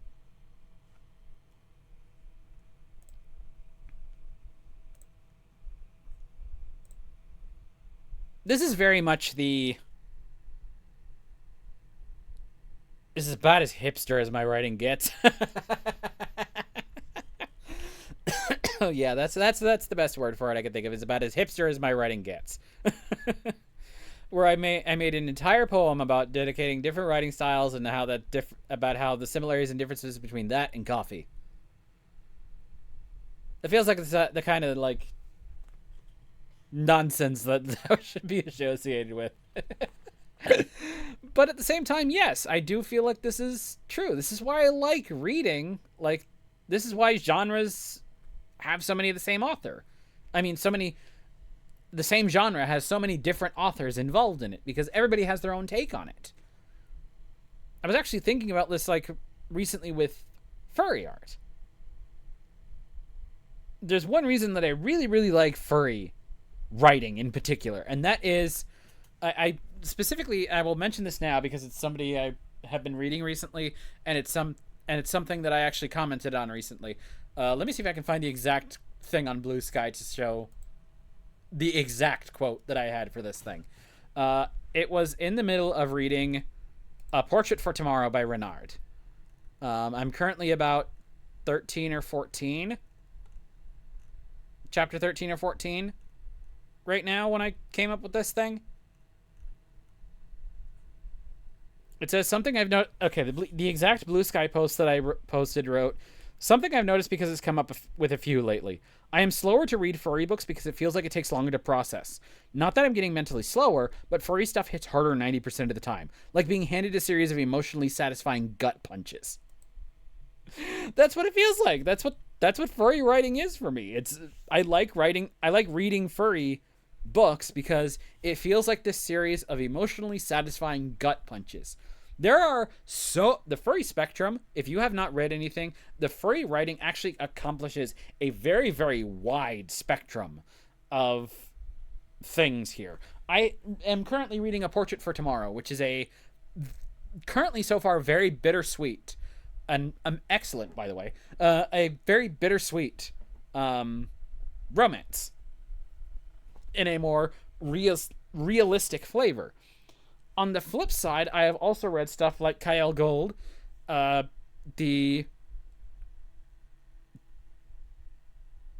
it Green Angel, Red Devil, Green Fairy, Red Angel, Black Devil. I have that whole series, and that is a weird blending of like magic realism kind of thing. It has some very, very mundane elements, and it has some very, very fantastic elements. It's in a fairly decent mixture. It's a little bit more on the bitter side than Portrait for Tomorrow is, and it takes a little bit longer for me to read as a result, but it's still very, very, very, very well done in execution. And then you also have, on the flip side of that, oh god, what's the book title? I'll just go ahead and use one of the ones that I otherwise was reading. Legacy by... I will be using both of their names. If you want to look it up, it's easier to find it, I believe, by Hugo Jackson, but it is done by Arcantil Pangafox. I hope I am saying that correctly, but she, Arcantil, is a phenomenal fantasy writer. The Legacy is Legacy, and the rest of that series is an astounding pure fantasy book. It's amazing. And it's very, very well done. It's very well written. There's engaging characters. I've only gotten about halfway through it because I am probably I'm probably fucking ADHD. I have not gotten official diagnosis yet, but I am very highly suspicious of it because of the way that my brain just keeps going duh and duh and duh and duh and duh and duh. But yeah, so I have a whole bunch of these books that I only read like halfway through, but I can honestly also say like, yes, very, very enjoyable. So I have Legacy by Arcantil, and this a fantastic read so far. My brain is just dumb and doesn't want to stick with it. I fully account it to my brain just being like, nope, I want to just trail off and do something else right now. But these are all fantastic works, and it's amazing because again, like the spectrum of like coffee, it's just like one thing, but at the same time, you have like my parents got an espresso machine. Espresso. My aunt was calling it espresso earlier, and I kind of picked up on it. My parents got an espresso machine, and we have these little pods for it, and we make little pods for it. And oh my god, the different varieties of flavor in the pods, and the different ways that they react with like different combinations of milk and water and sugar and creamer. And oh my god, like even the differences there, like there's certain ones there's certain pod styles like I like that have different levels of acidity, different levels of caffeine, different levels of roasting that are all different from what my mom likes versus what my dad likes. So even within the realm of coffee, even within the realm of this one espresso machine, we actually have like this giant variety of flavor differences between us three that is still like, yeah, it's coffee, but each of us has our own different styles. And every once in a while we'll take a taste of some of the other ones, and every once in a while it's cool. It's nice to have that different flavor experience, the different flavor profile and stuff like that. It's the same thing as if, like, for example, if you were to take two of the bigger ones around here for coffee shops. Starbucks, obviously, huge, all over the place. But I like also coffee bean and tea leaf. If I'm gonna get a thing from a store, I tend to prefer the flavor of coffee bean and tea leaf. There is a slight flavor difference in profile there. And yet also, if I were to go to the bottles, now we're talking another little spectrum. I tend to prefer Peet's over Starbucks. Peet's Coffee has a different flavor profile than even Starbucks does. Again, we're talking about one tiny thing. We're just talking about coffee. And yet it's still got this wide spectrum of stuff that happens in it and different flavor profiles. And it's amazing. And writing is the same way. Writing is the same way. I refer to writing a lot of the times, and I want to do a whole D.I.Yote bites on this. Writing to me is what they call a non-zero sum game. If you are familiar with what that is, basically a zero-sum game means a point is gained at the expense of another one. So, like, for example, in basketball is an easy example for this, or any sport is a good example of this. One team scores a point at the expense of another team.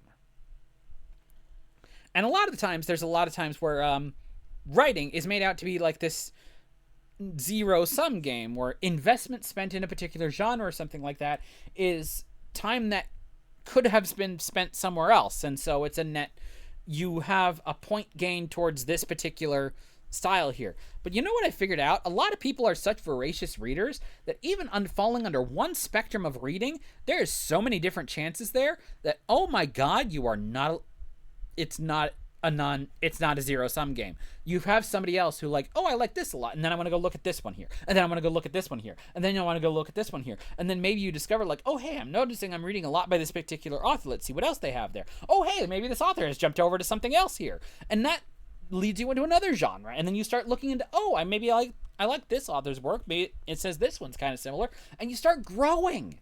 That's the beauty of writing. I mean, the beauty of reading too. The beauty of reading, too, if you start to find yourself liking a particular style, you're probably going to find another artist that you're like, oh, hey, I really liked it. I was really invested in this particular artist. I was really invested in this particular writer. Let me go and examine somebody else's work now. You could tell that I get passionate at a lot of these because I'm, like, yelling at a lot of this. But, yeah, like, writing to me is like that. It seems like so small a thing if you're not, like, again, like, it's going back to like the whole Forbes and Penny Saver thing. They kind of compress it down to like this, like an activity that you can do in your spare time or as a rainy day, and it's something that you can do to fill the time and stuff like that. It's so much more than that. It's so much richer and in depth and complex than a lot of these places make it seem at first glance. Excuse me a moment.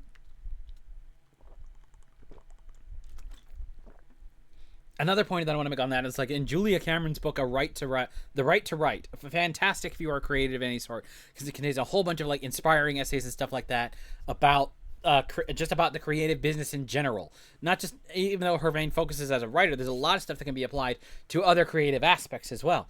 But especially with writing, it's like there was this one story of like, oh hey, I went out and there was this one person who went and did a whole bunch of stuff for magazines, found that they were having trouble, and then posted something else, and they told about this to one of their friends, and were like, you write this on spec? If you're not aware of what on spec is, that means basically you're doing it as a trial run. It's not your normal thing, but that's what you could do. That's what you could do with writing. You might be able to write a lot in a particular genre, but then all of a sudden you might have this one work that's like, you know what, I want to branch out and I want to try something a little bit different. That was me with The Prince and the Gunslinger. I was primarily like pure fantasy works. Prince and the Gunslinger is nearly down to earth. It has a couple of fantastical elements, sure, but I primarily based it as a down to earth western, where I was trying to go with a more realistic bent with still some of my usual like things in there, but that's what it was. I was basically writing something on spec. I was writing something for the love of it, for the interest of it, or something like that. So all of my stuff in fantasy did not take away from the fact that maybe I wanted to write a western at some point.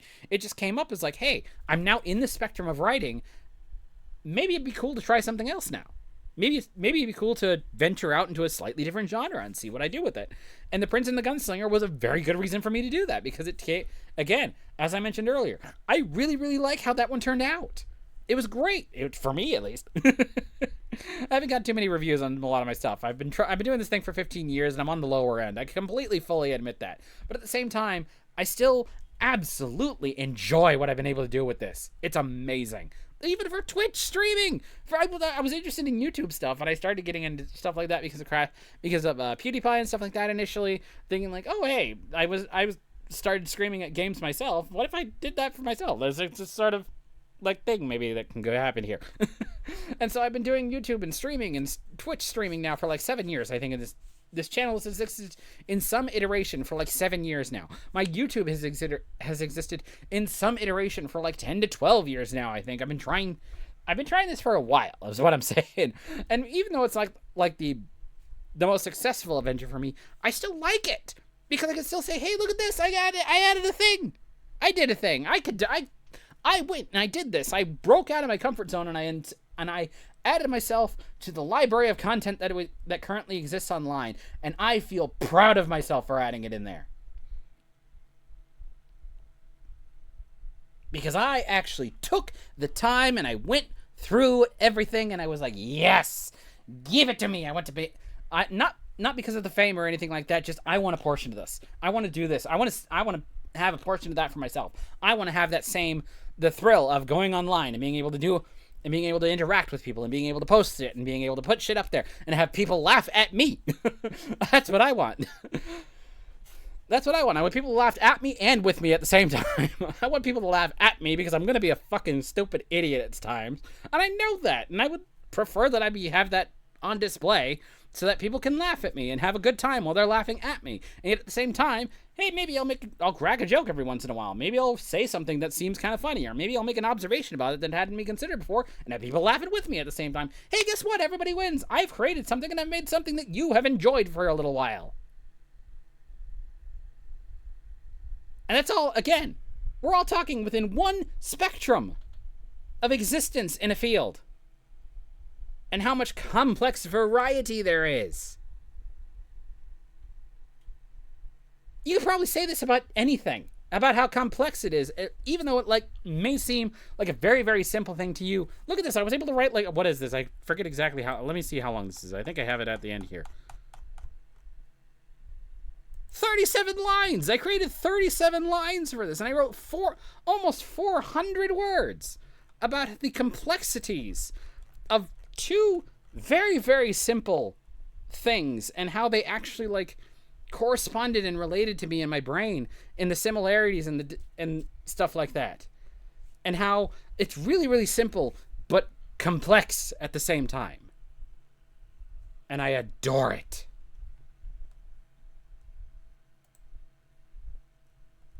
Okay, I think I spent a long enough time on that one. Here's another one. Here's interesting for how tiny it is. I think this is, as a matter of fact, the smallest one that I have available in this here. Okay. Love. Love is the distinction between I'm overstimulated from your noise and I'm worried when you go quiet. The first is what happens in my brain.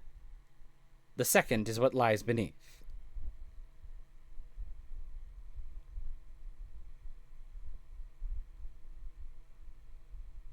I have to go back to the parents about this because this is the flip side of the ones that I was mentioning earlier. And I will use it for one in particular because this is exactly what happened. First of all, I am an introvert. I am also a night owl. These combine so that my favorite time period is practically when everybody else in the household is going to bed. So I don't mind a late shift at work, but it also puts me coming home at when I do a 2 o'clock to 10 o'clock shift, it puts me at a point when my mother in particular is about to go to bed. She is an early riser. She is a person who is very much an early riser, where she will be up at she used to get up for school at 6 in the morning to work at a school district for, I think it was 25 years. I think it's 25, 28 years, something like that. She worked a long time for the school district, but she woke up really, really fucking early in the morning.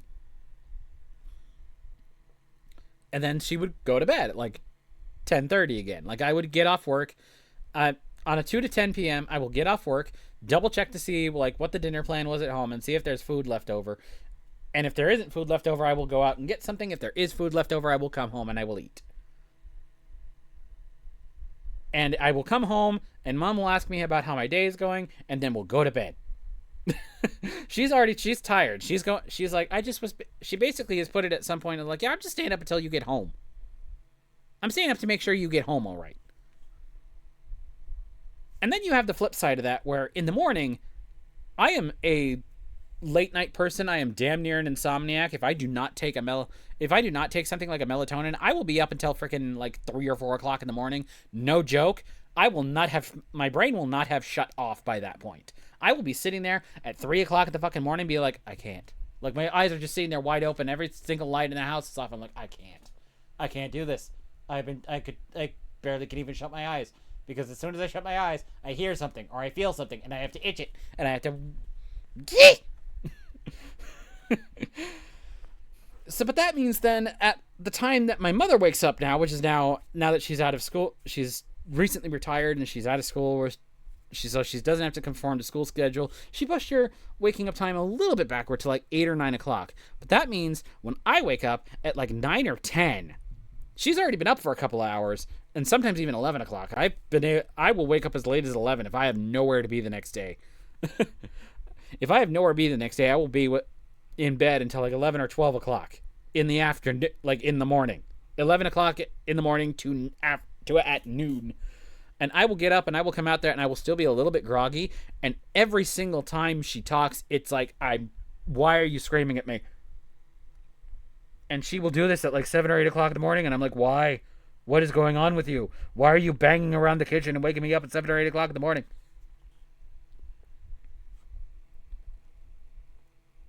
And then about a year ago, she got the worst case of COVID that anybody in my family has gotten.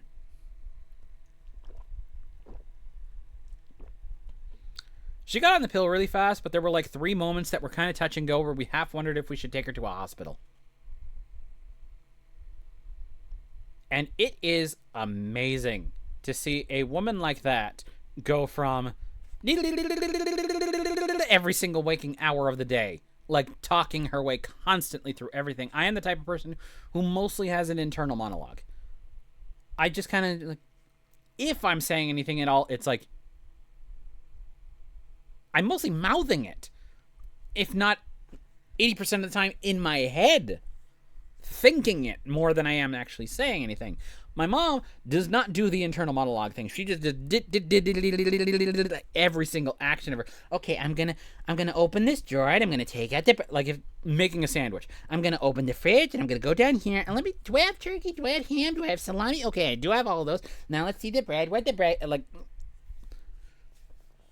and my introvert brain is just sitting here like, woman, shut the hell up. And just hear someone like that suddenly go dead silent during COVID is terrifying. From how weak they got.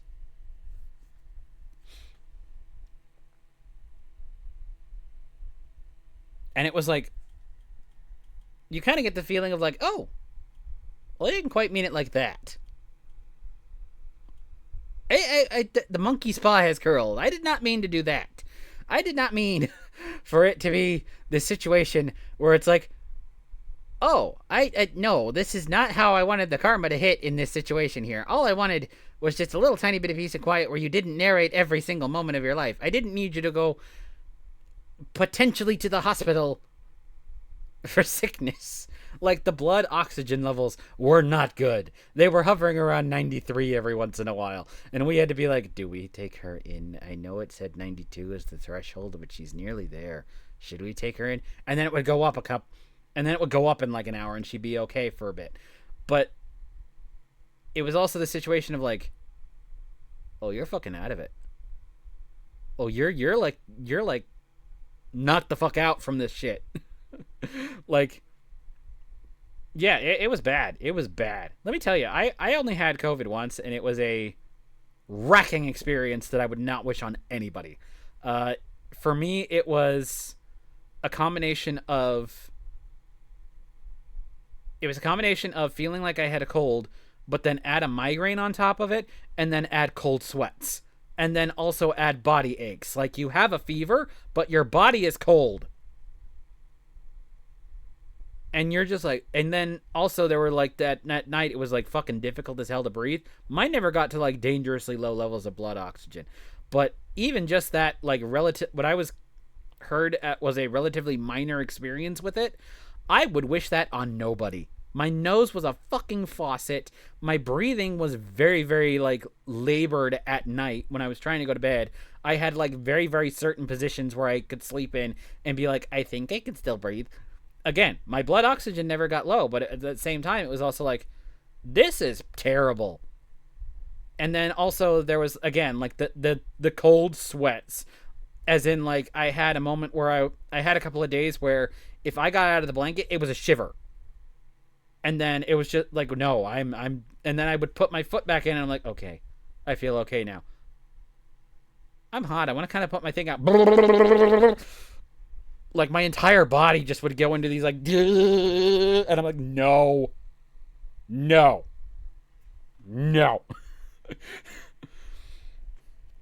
So, yeah, that was one of those things where it's realized, like, yeah, there's a lot of stuff that I can say that I have trouble with family members.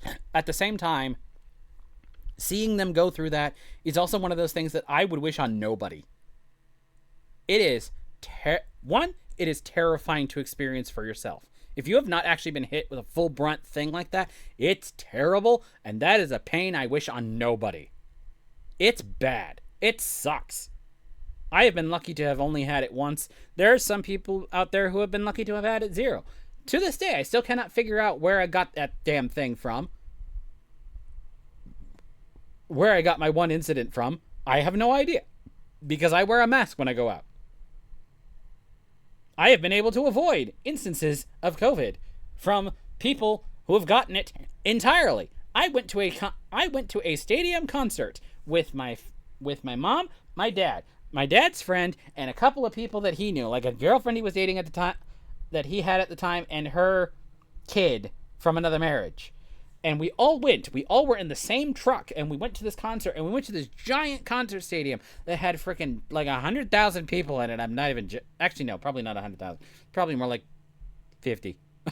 I exaggerated a little bit there. It's probably way less than that. But we went to this stadium that had like dozens of thousands of people in it, and watched a band play for 3 fucking hours straight, and we were in the car for like an hour there and like an hour or 2 there and an hour or 2 back in close proximity to each other the whole time.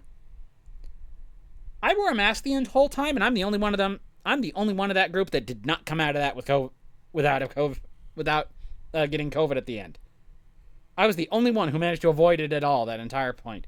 I think that actually might have been the exact variant of strain that caused this poem to spring into existence, because that was, yeah, I think that was like the, oh crap, what the hell did we do that you suddenly just like got knocked on your ass for this? Oh wait, right, you did mass, but it's still bad. I don't want to do this. I don't like this. So yeah, you can have problems with people. You can also not want to wish any sort of pain on them that you've personally experienced, and that was one of them. I was absolutely, like, yeah, so it was, I have problems with overstimulation and stuff like that from people talking too much to me. Irony, I've been currently talking for 2.5 hours, so sense of irony there. There's been some of you who are probably getting tired of me, or taking this thing in sections. But yeah, so like, but at the same time, yeah, and then all of a sudden it was just like, oh, this is not the sort of quiet I wanted. This is not the sort of quiet I wanted. The quiet I want is you don't need to narrate everything when I'm in there to me specific. Like, you're talking to me like I'm a studio audience. Like, at least here with this, I am specifically talking to people on the internet as a studio audience. You don't need to do that all the time at home, but you also do not need to go get yourself sick and then be like, where I hear, basically it was like, all I heard out of you was, I am still not doing good. Again, that is a pain that I wish on nobody. To have such a like reversal of situation like that is a pain I wish on nobody. That's what this one came from. because I recall it being just like such a massive hit that, and the experience with it so touch and go as to whether or not we had to bring her to the hospital for it, that it was like, oh, that, yeah, no, that's not what I wanted at all. So that's what that one's from. Funny how that came from, how so few and yet it still manages to say so much and come from so deep a situation. But yeah. Okay, here's another one. Here's an interesting one. Conceptually, at least. This is going to reveal things that people might not like about me. Trust. I heard the things you said about someone the other day, ignoring how they might feel, disregarding how embarrassed they were, as you pointed out how shamed you were. You called them weird because you were not used to it when they had done nothing wrong. You called them different to try and make it sound like a teaching moment, but emphasized the quotation mark. From your descriptions, I do not fall under that category, according to you. But from your tone and response, let me tell you now. There are things you don't know about me. Things that might make me weird. Things that might make me different. Not in the same way, but similar enough that I can no longer say them to you with confidence. If this is how you treat someone else, with such callous disregard for how they want to be seen, then how would you treat me when I reveal those things to you?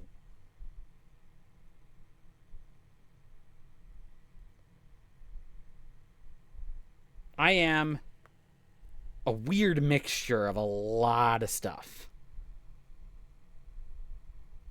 I spent time in the Brony fandom as Revenant Wings.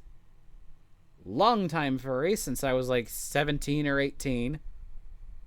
I'm 33, so that had to tell you something. I've been in this for like 15, 16 years.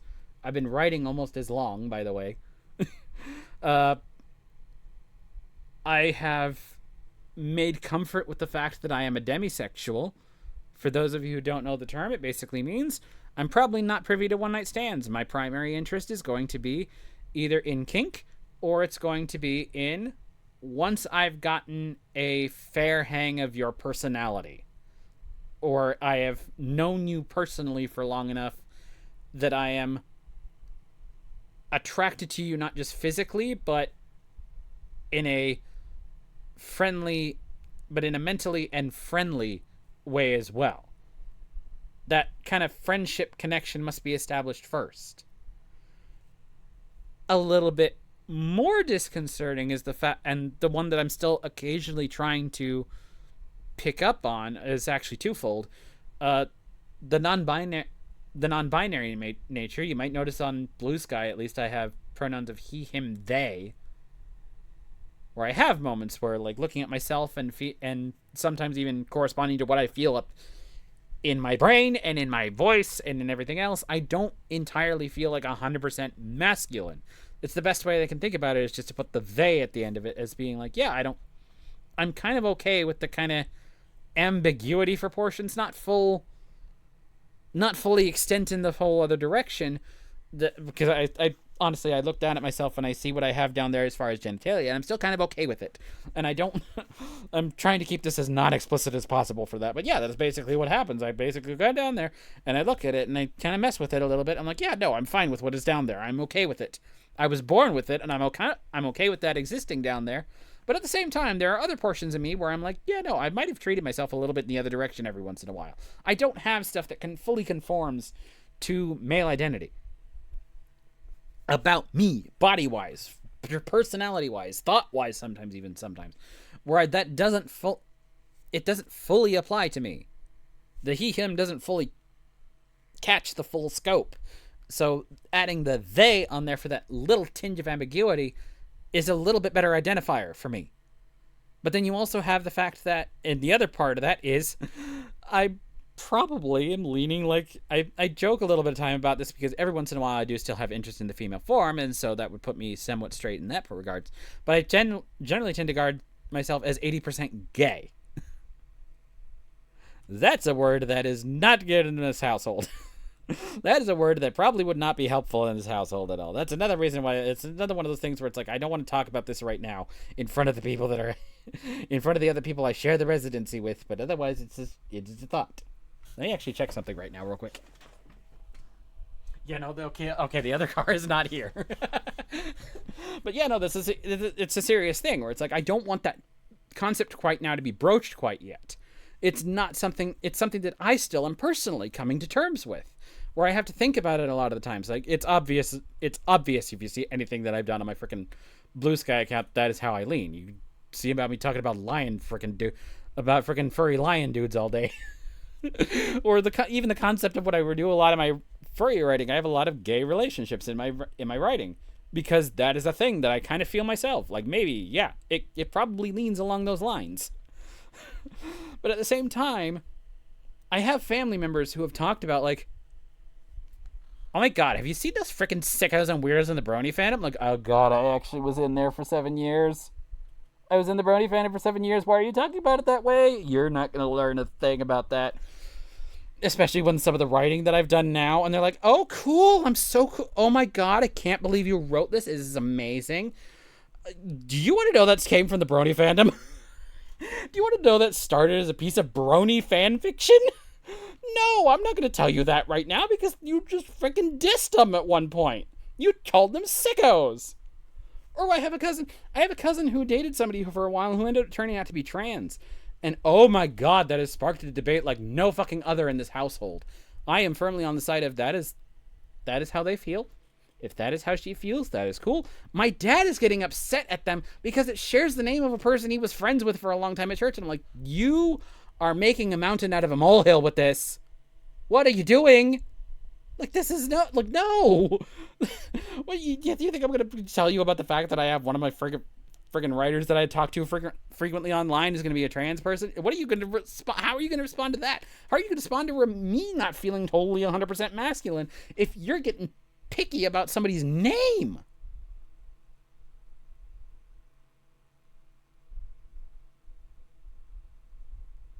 Like, you see what the problem is here?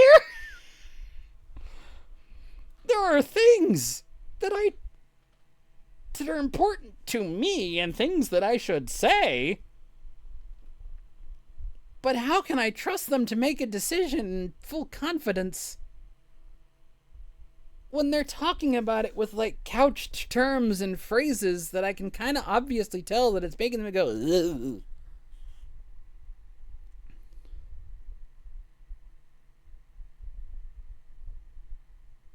I'm supposed to be able to trust you, and I don't think I can.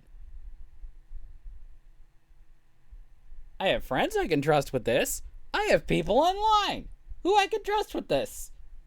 More than people I know in real life. Do you realize how ass backwards that is? Like, we have hit an era where I can trust some people online with things about me and how I feel about certain things more than I do the people that I basically hang around with 24/7. And if I don't hang around with them 24/7, like I don't hang out with my cousin all the time.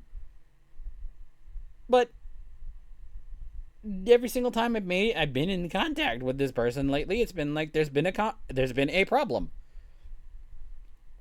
And especially when you have like the cousins like that one, and then I have a couple of other cousins who have kids. So they're all talking about it in the couch terms and phrases like that, the weird, the different, because they're trying not to say, oh my god, this person's a fucking sicko, in front of a 7, 8, 9, 10-year-old. Okay, now I fall into some of those categories. What do you want me to do? Do you want me to freaking out myself? I'm not going to do that right now. I don't know how you're going to react to that now, honestly.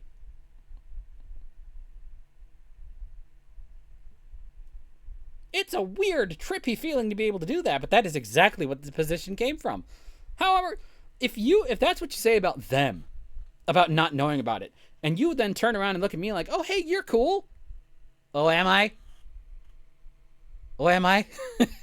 Oh, am I? Oh, am I? You're praising me for my smarts, but if I tell you I'm a brony, what the hell is the first thing that's going to go through your head?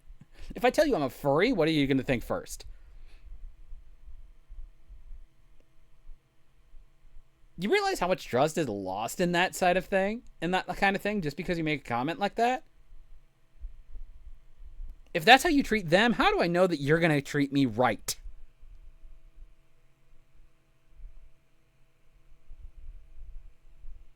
This feeling. I'm sorry. This. I'm sorry that the way I said that sounded very much like any time I've heard Doug DeMuro speak in any of the car things. By proxy, I've only ever seen like edited pieces of his videos, not the actual videos themselves.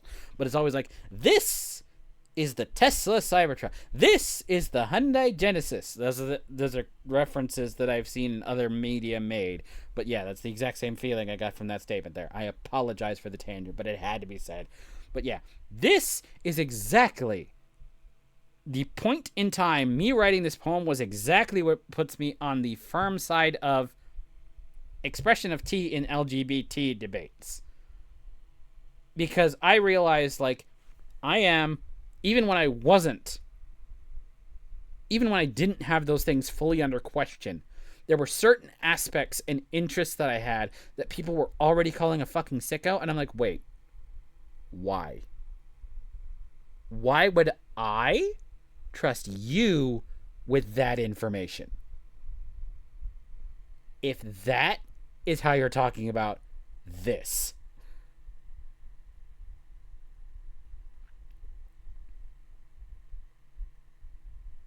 This was the moment where I was like, in the entire LGBT debate, this is where I was firmly on the side of the LGBT, because I was like, yeah, no. What reason do I have to tell you now? I have to hide myself. I have to hide my own fucking personal interests. I have to hide things that I was creatively interested in for like a year, for 7 years.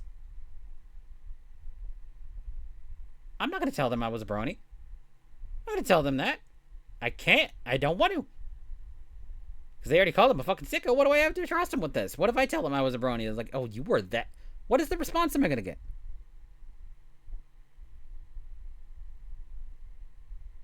I have no trust in these people with certain things anymore. And I hate that I have to say that. But it's there. Where the hiding is easier. And yet, weirdly enough, I found that more among online communities. That I can trust them more. And to a certain extent now, especially with the debates that are going on, this is one of the major things of why the internet now as it is so important. Because if I were to left to just stew on that with my own family members, it would be a hell of existence would be hell. Even with something like this, to vent that out, existence would be hell. It'd be terrible. Full honesty. But here on the internet, I've met up with amazing people who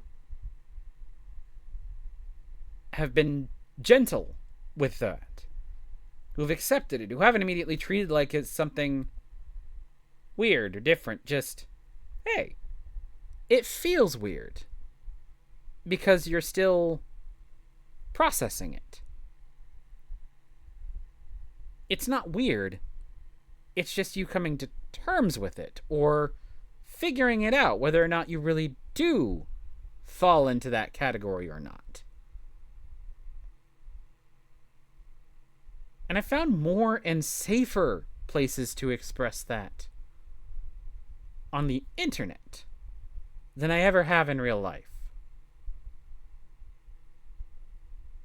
And so it's been key that this remains. This bastion of, oddly enough, trust is still available. We face an internet right now that is becoming polluted with problematic things, with AI, with misinterpretations, with ideologies that are oppressive and hurtful towards people who, again, are just finding out who they really are inside. It's not wrong.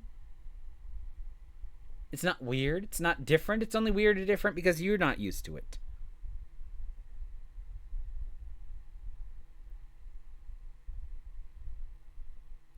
You ever wonder why we don't say anything about this? Because we don't trust you with it.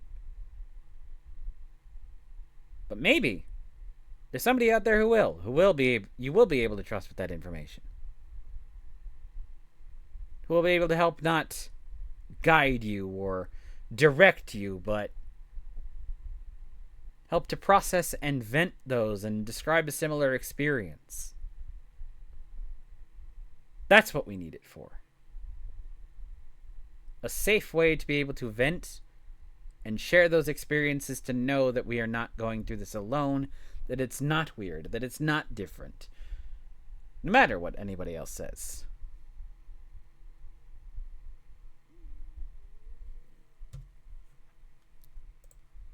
The next one's going to relate on that a little bit further. Political.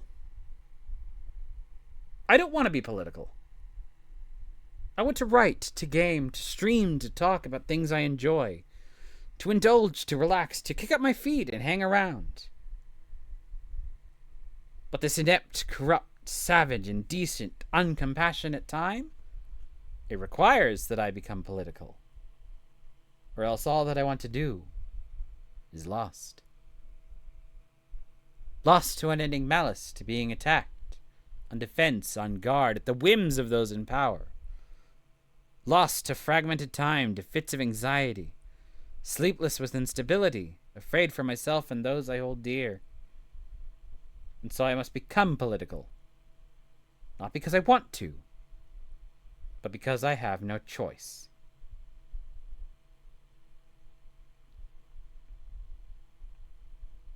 Before I go any further, I want to take a discussion, a topic that I do want to talk about a little bit more in depth as and in a more structured format, so it's easier to do as a full D.I.Yote Bites thing.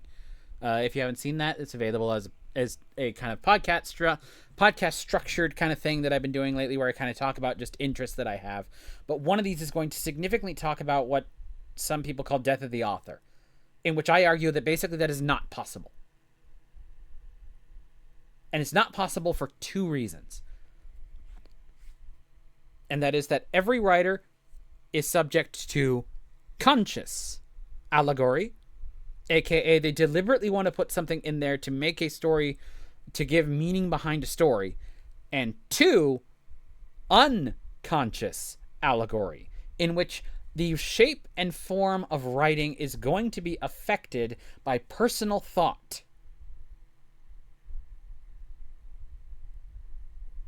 Death of the author is impossible because every single one of them is subject to unconscious allegory. I'll give an example from my own experience. If you ever read The Knight and the Unicorn, the basic format for me, the basic thing that I wanted out there when I did this, the conscious part of writing The Knight and the Unicorn, was that I wanted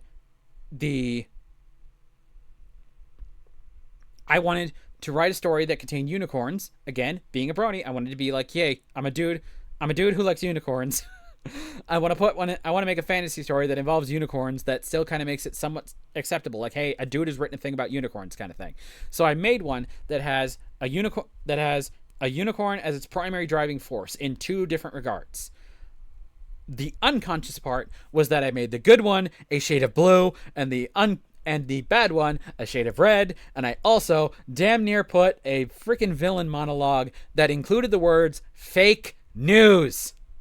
I had to go and remove that in editing because I made the villain say that something was fake news.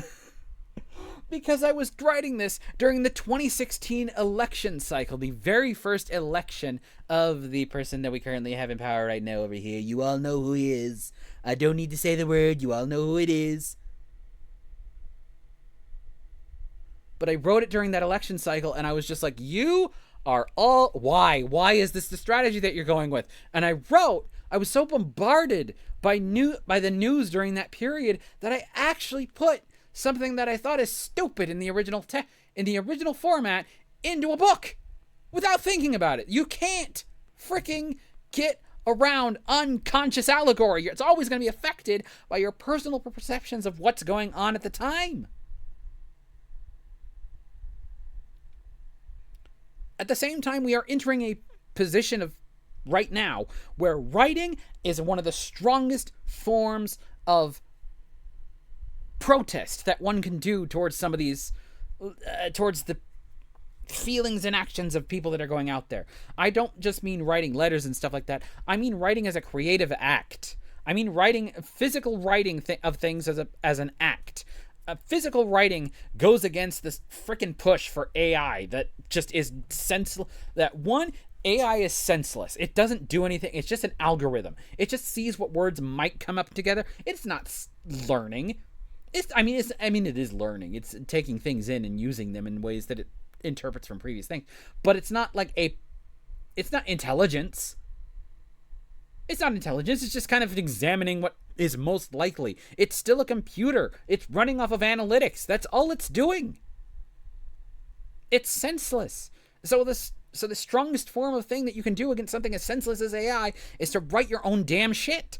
Is to type it out on shit. I've seen people online, and I applaud them for doing this because I myself could never do this because of the way I freaking go back and edit and rethink and re-edit and reword things all the time. People who do handwriting and scribbling out shit like that, I can't do that, but I applaud those who can. People who do typewriters, again, I constantly have a need to press the backspace button and rethink things every once in a while. Probably also related to my ADHD potential issues, but it's there. But yeah, so there's a whole bunch of shit like that where it's like, yes, obviously, one of the biggest things that you can do is take that time and spend that time actually putting emotion into writing as opposed to doing freaking AI, which again, there's also a whole bunch of issues with copyright and shit that are currently going on with AI. Why would I want to feed into that? I don't want to do that. That's not me. AI, if I were to ask something to do AI, I have no emotion in that. That's it. The most emotion that I can do is actually physically writing the damn thing myself. And so that's what I do. I created the weirdest ass fucking concept. That's literally the genesis of Adventures of D.I.Yote was a combination of I want to take my character in a fantasy setting and put him through the fucking ringer as a fucking object of kink. Yes, that is actually the reason for it. But the other reason was that I want to create the strangest, weirdest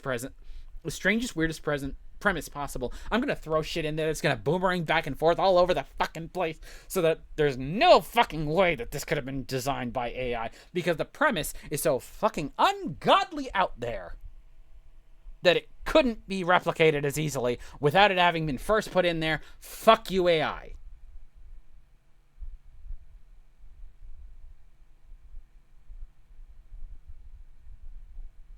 That is writing as protest, baby. That is what you do with all of this shit. That is how you take writing and you turn it into protest, is because you take that anger. You take the anger that people are being excluded because of that people are getting repressed at stuff like that, at stuff that they can't control. That's another thing. That's another thing that's factored heavily into this, is people being repressed about stuff that they cannot control. It's the same thing that I was talking about with trust. It's not just that it's not weird. It's that you're trying to figure things out. And yet other people are going to interpret it as weird. They're going to interpret it as ungodly. They're going to interpret it as stupid. They're going to interpret it as freaking wrong, moral, whatever type you want to say. And there are some things that are morally wrong. There are problems that come about because we repress that for too long. And there's problems that come up because we don't have healthy outlets for some of this stuff. But at the same time, there's also a bunch of stuff out there that is not wrong. It's simply being misinterpreted willfully for either the benefit of a few people or to basically just make it where this is a line of expression that you can no longer take. But that's got to be... But guess what? That's writing as a form of protest again. I'm able to take that repression and put it into a fantasy universe and make it where people are kind of weirded out by a section of magic because they don't understand it fully. That is why writing is... That is how writing can also be political. Because writing, that is conscious allegory right there, baby. That is the conscious part of that allegory. The unconscious part is I also managed to make the universe at some point, and it's now becoming conscious. It's become conscious, but it started unconscious. I started incorporating other portions of the world in there and basically saying like, hey, yo, you're so focused on your one little self and your own little positions about everything else. You haven't even taken where you are in the grand scheme of things. I'm now including like stuff like from historical events in there that, like, yes, I remember this stuff from high school and I probably need to brush up a little bit on it in order to make sure that I get the information right, but it was already getting included in there anyways. It was already going in those directions before I actively knew that that was going to be part of it. And to a certain extent, that's also very, very good with regards to writing and creative efforts. Because it gives meaning and structure and depth and emotion and complexity to a work, because you are now vested interest in something about that. So I don't want to get political. I want to be able to enjoy personal media, but I also have to understand that nearly every single piece of media that I encounter lately is going to be stained by it in some way, shape, or form, whether or not it's created by me or created by somebody else. Because we are living in a time period where right now we were told that a whole bunch of people were being overreacted, and now the exact same people who were telling us that we were overreacting are now trying to strip the rights away. Again, like with the internet shit.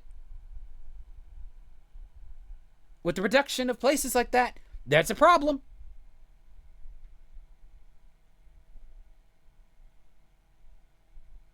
So yeah, there's shit going on right now. There's political stuff is not just something that is confined to the laws, because guess what? The laws are going to eventually affect what you are doing at the home and state level, at the city level. You have to take something of an involvement into what the political atmosphere is, because that's something that's not just going to be affecting people in a far off place. It's going to be affecting you at home, from how they begin to affect how you can look at things, how you have to see things, how you have to maneuver through your daily life. It's the grocery shit is a good example too, with the fact that the tariffs are starting to get involved. Again, I am not a political commentator, but you see, I don't want to be political, but I'm living in such a period where I must take a vested interest into it, because hey, guess what? That's the situation that we're in right now.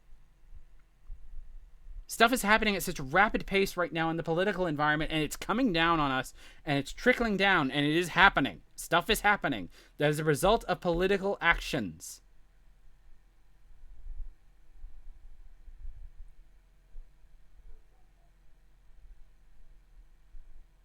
And so,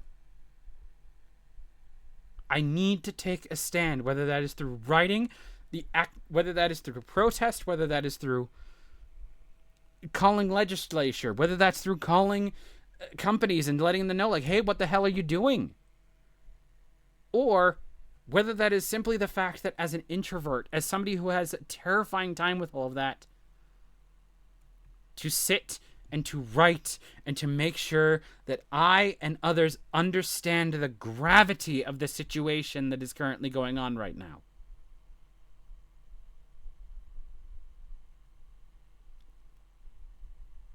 That is what I mean by I do not want to be political.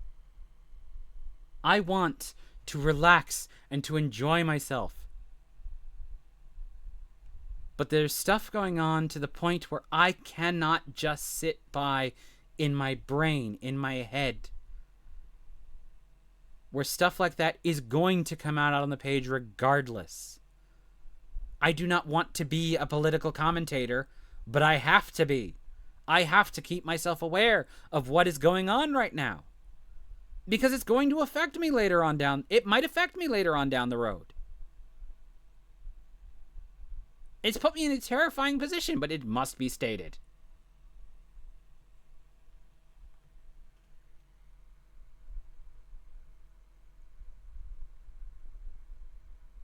I knew this was going to come out to some use. I knew this was going to come out to some use. I didn't think it'd be this. I didn't think it'd be me going on a diatribe about that, but okay. We have one last one. I've been going on this for about 3 hours now. I have one last one that I want to go through. But in a sense, it's very much fitting. I'll read it and then we'll go into the reasons why.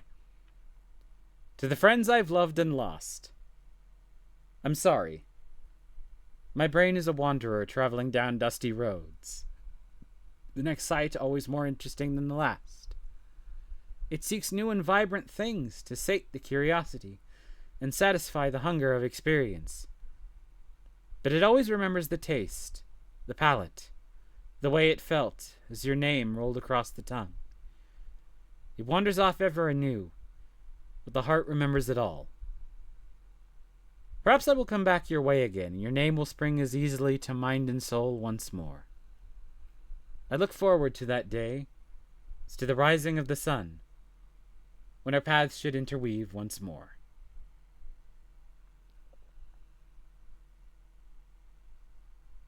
It's fitting that I end on this one, because this is the one I was actually posted on Blue Sky that inspired me to do this whole poetry reading thing in the first place. And it came up after a lot of hours of thought of thinking about things. I was recently, the one that initially started this was I initially was going back through an old YouTube Let's Player that I watched a lot of. Unplayed a thing, if you want to know specifically. The channel is up. They haven't posted anything for 10 years, and I was there through a lot of the Discord stuff where a lot of that was determined that, yes, this person was currently not in a mentally appropriate state, that they were probably not going to be continuing during this particular... They were not going to be continuing this venture as often because the mental output was too much. And I was there. I was there in the Discord. I was there in the stream chat. I was there in Discord for a while. I haven't left the group because I don't quite want to. I always hope that one day I will go back and actually say something again there and see how everybody's doing. And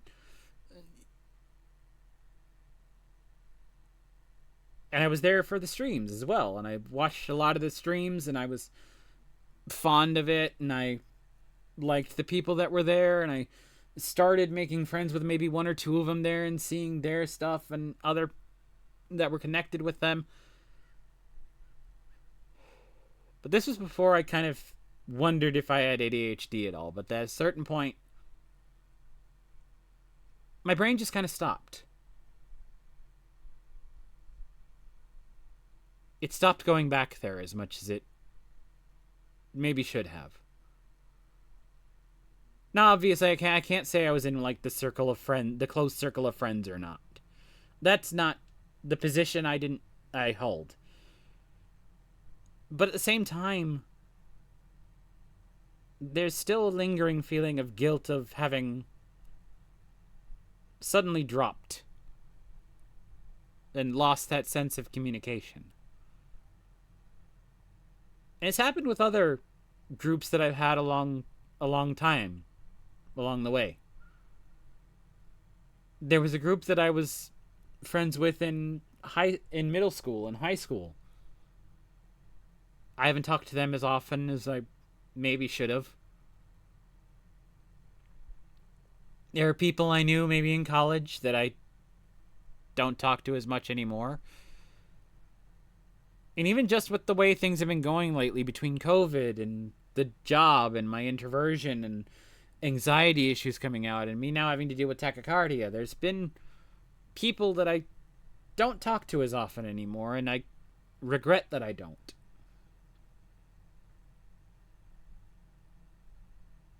To a certain extent, I remember them all. Or at least there are always key memories of these, of time spent with them, of good times spent with them, that remain in my brain.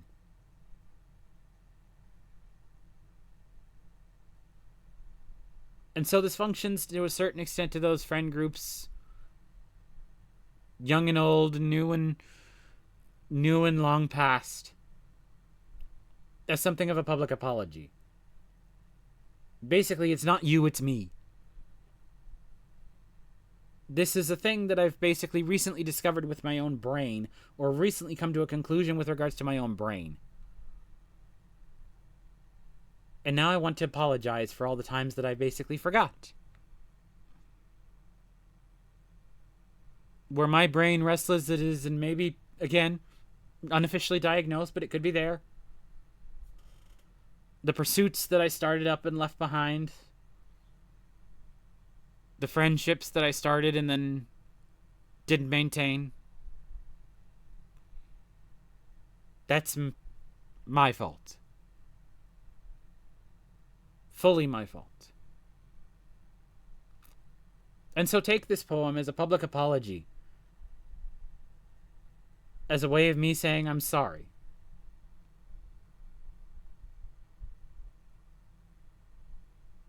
I didn't want this to happen either. I wanted to, as somebody who's an introvert who has some trouble making friends because I'm so shy and have difficulty sometimes with people in real life and even online, have difficulty reaching out and making that connection because I'm scared about what might be, how the words might be interpreted, about how things might be seen and felt and interpreted, especially in the context online where you don't have, where you frequently do not have that emotional, the tone can't be as easily displayed.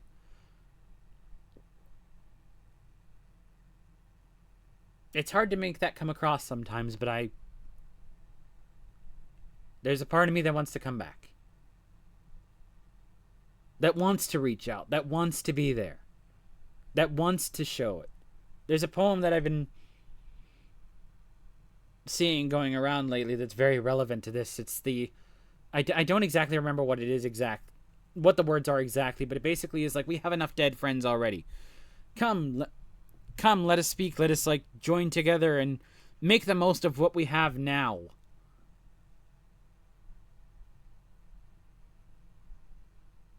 And I want to do that. It's hard for me as an introvert. It's hard for me as somebody who, again, I'm unofficial, but basically the signs to me are pointing to ADHD.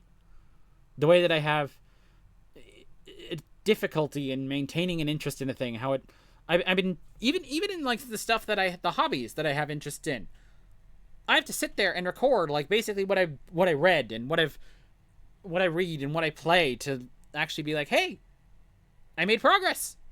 I came back to a thing and was able to steadily make my way through it. But I totally acknowledge this all as a me issue. It's not an issue on the part of the other people. It's not a part of the issue of the media that I'm consuming. It's an issue on my part, where I'm trying to either develop a sense of discipline that might be able to counteract some of this, or at least remember, hey, I'm supposed to have an enjoyment in this thing. I should come back to it at some point.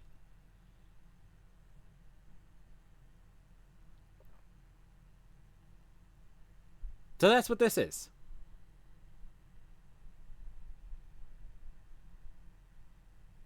And maybe it doesn't reach the exact people yet, but this is one that I want to maybe try and send to those people.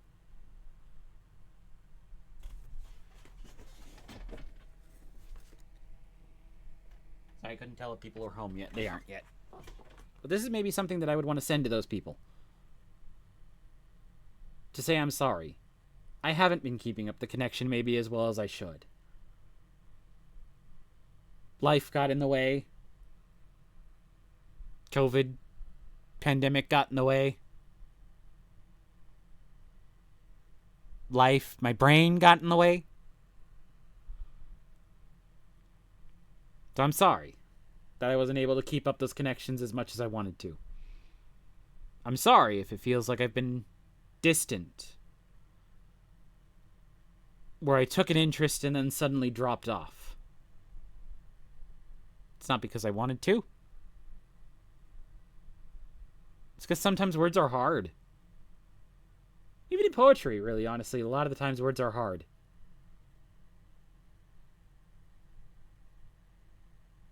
This poem wasn't. This only took about 10 minutes in the making, but it took me hours. Hours. To come up with the wording and the way that it actually, how I wanted to structure it. It sometimes does that in real life, too, when I'm just trying to write a post. Sometimes it comes out quick. And then I'll delete it. Or sometimes it'll just come out quick. And I know exactly what it is. Fiction tends to be a little bit easier that way. I still have to do some rewrites, obviously. That's what you do editing for. That's polish. Making sure it looks good before it actually goes out. But a lot of times in interpersonal interpersonal communication, you don't have that opportunity as often. Maybe because it's a little bit more difficult.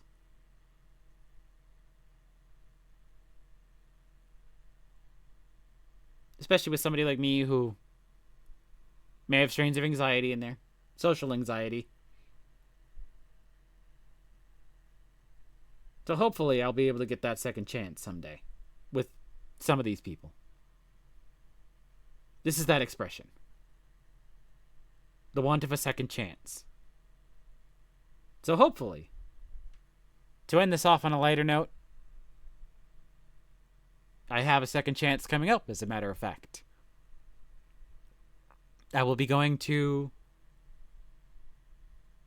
literally called another Furry Con. Happening next month, as a matter of fact. About a month from now. Almost exactly a month from now. A month and a couple of days.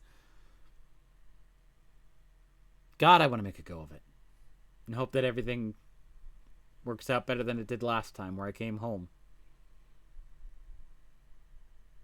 Came home crying because I was trying to talk to people and I just got overwhelmed. And I came home and I was like, I can't tell if I went. That accounts for something, but I couldn't tell if it was a draw because I had to leave early without talking to as many people as I wanted, or a failure because I basically came home crying in my car. But a friend pointed out something about that to me. I went there. I talked with somebody. I talked with an artist, actually, as a matter of fact, a writer that I've been talking with online, and we actually expressed, like, hey, hopefully I can see you there. Like, to meet up as friends and just be like, hey, I want to talk to you about writing shit and stuff that's happening. And it was kind of more one-sided, but as in they talked more often than I did. They talked more than I did in the exchange that occurred, but at the same time, it happened. I talked with them, and I came out with some cool, neat shit. I got a signed copy of a comic book that from an artist that I'd been following online. I bought a few keychains and stuff like that, and I have the badge to prove that I went. That wasn't a loss or a fail. That was a win. So maybe next time I have another chance with social anxiety, with trying to go in there and actually talk to people and enjoy myself again. I'll have another chance coming up here. Wish me luck on that, would you? It's a terrifying thing coming up here, but as I say, as the last lines of this poem say, I look forward to that day, as to the rising of the sun, when our paths should interweave once more.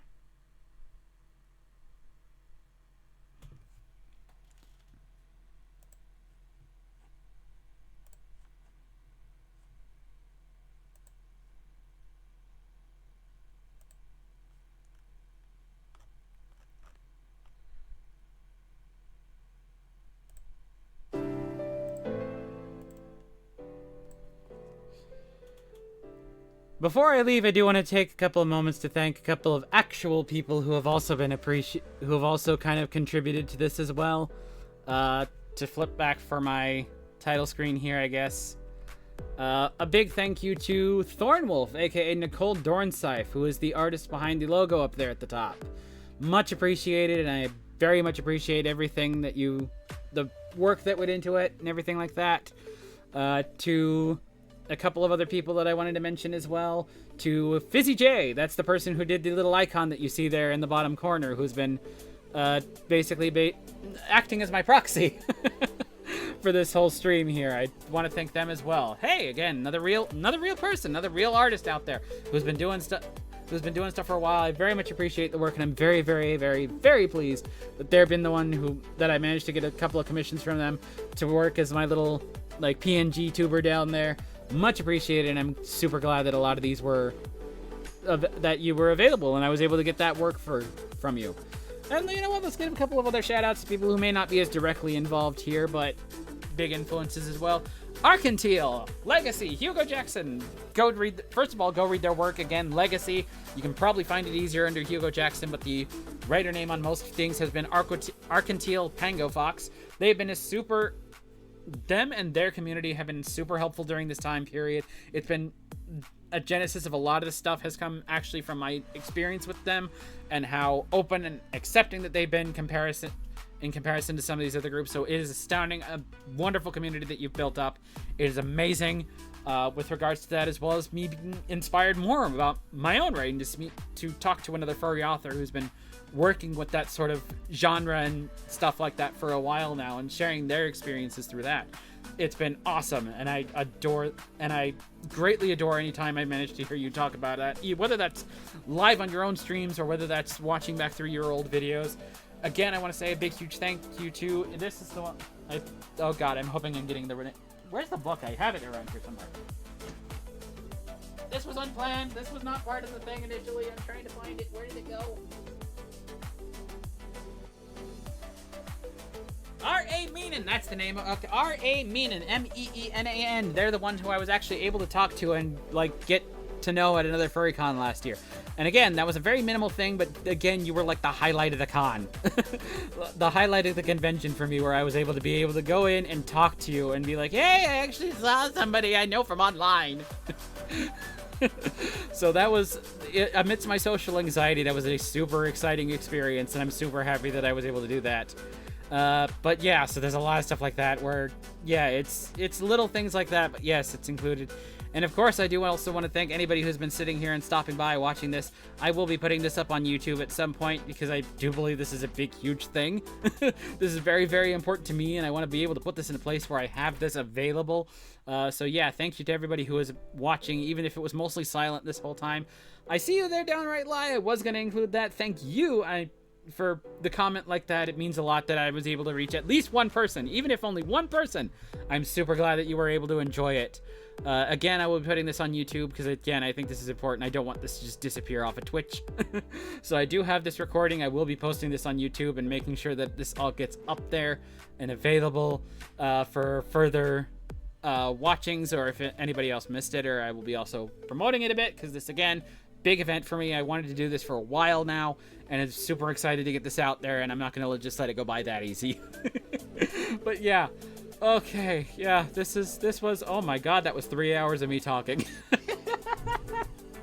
Okay, I am going to relax myself with a cup of coffee and some time with my dogs, but oh, that was as emotionally satisfying as I hoped it would be. I'm so glad that I was able to do that. I don't know if I'll be able to do too many more of these right now. I don't have that many pieces of poetry out right now. You basically saw like over 50% of what I have written down, but I did think that was super important, as well as the thoughts. I ended up getting a little deeper than I thought I was going to get on some of those, but it was super satisfying, and again, I hope you all enjoyed it. And yeah, I will be putting this up on YouTube. I don't know if I'm going to be putting it fractured or if I'm going to be putting it all in one thing, but it is going up on YouTube eventually.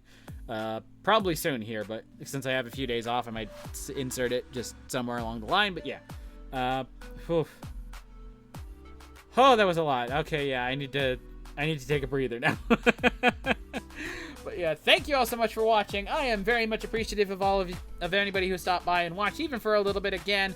And all of it helps. You've seen the things for the Ko-fi going on by here. I now have subs and bits available. You don't have to do any of that, even if you just watched for a little bit and enjoyed it for a little bit with me. The fact that you took a little bit of time out of your day to hang out with me and listen to me ramble about some of these is still something I am very, very proud and thankful of, if you were able to spend a little bit of time like that and enjoy it. Anyways, that is going to be all from me right now. Thank you all so much for watching. And until we meet again on these dusty trails, and I hope to do that again at some point, have a howling good day. Take care.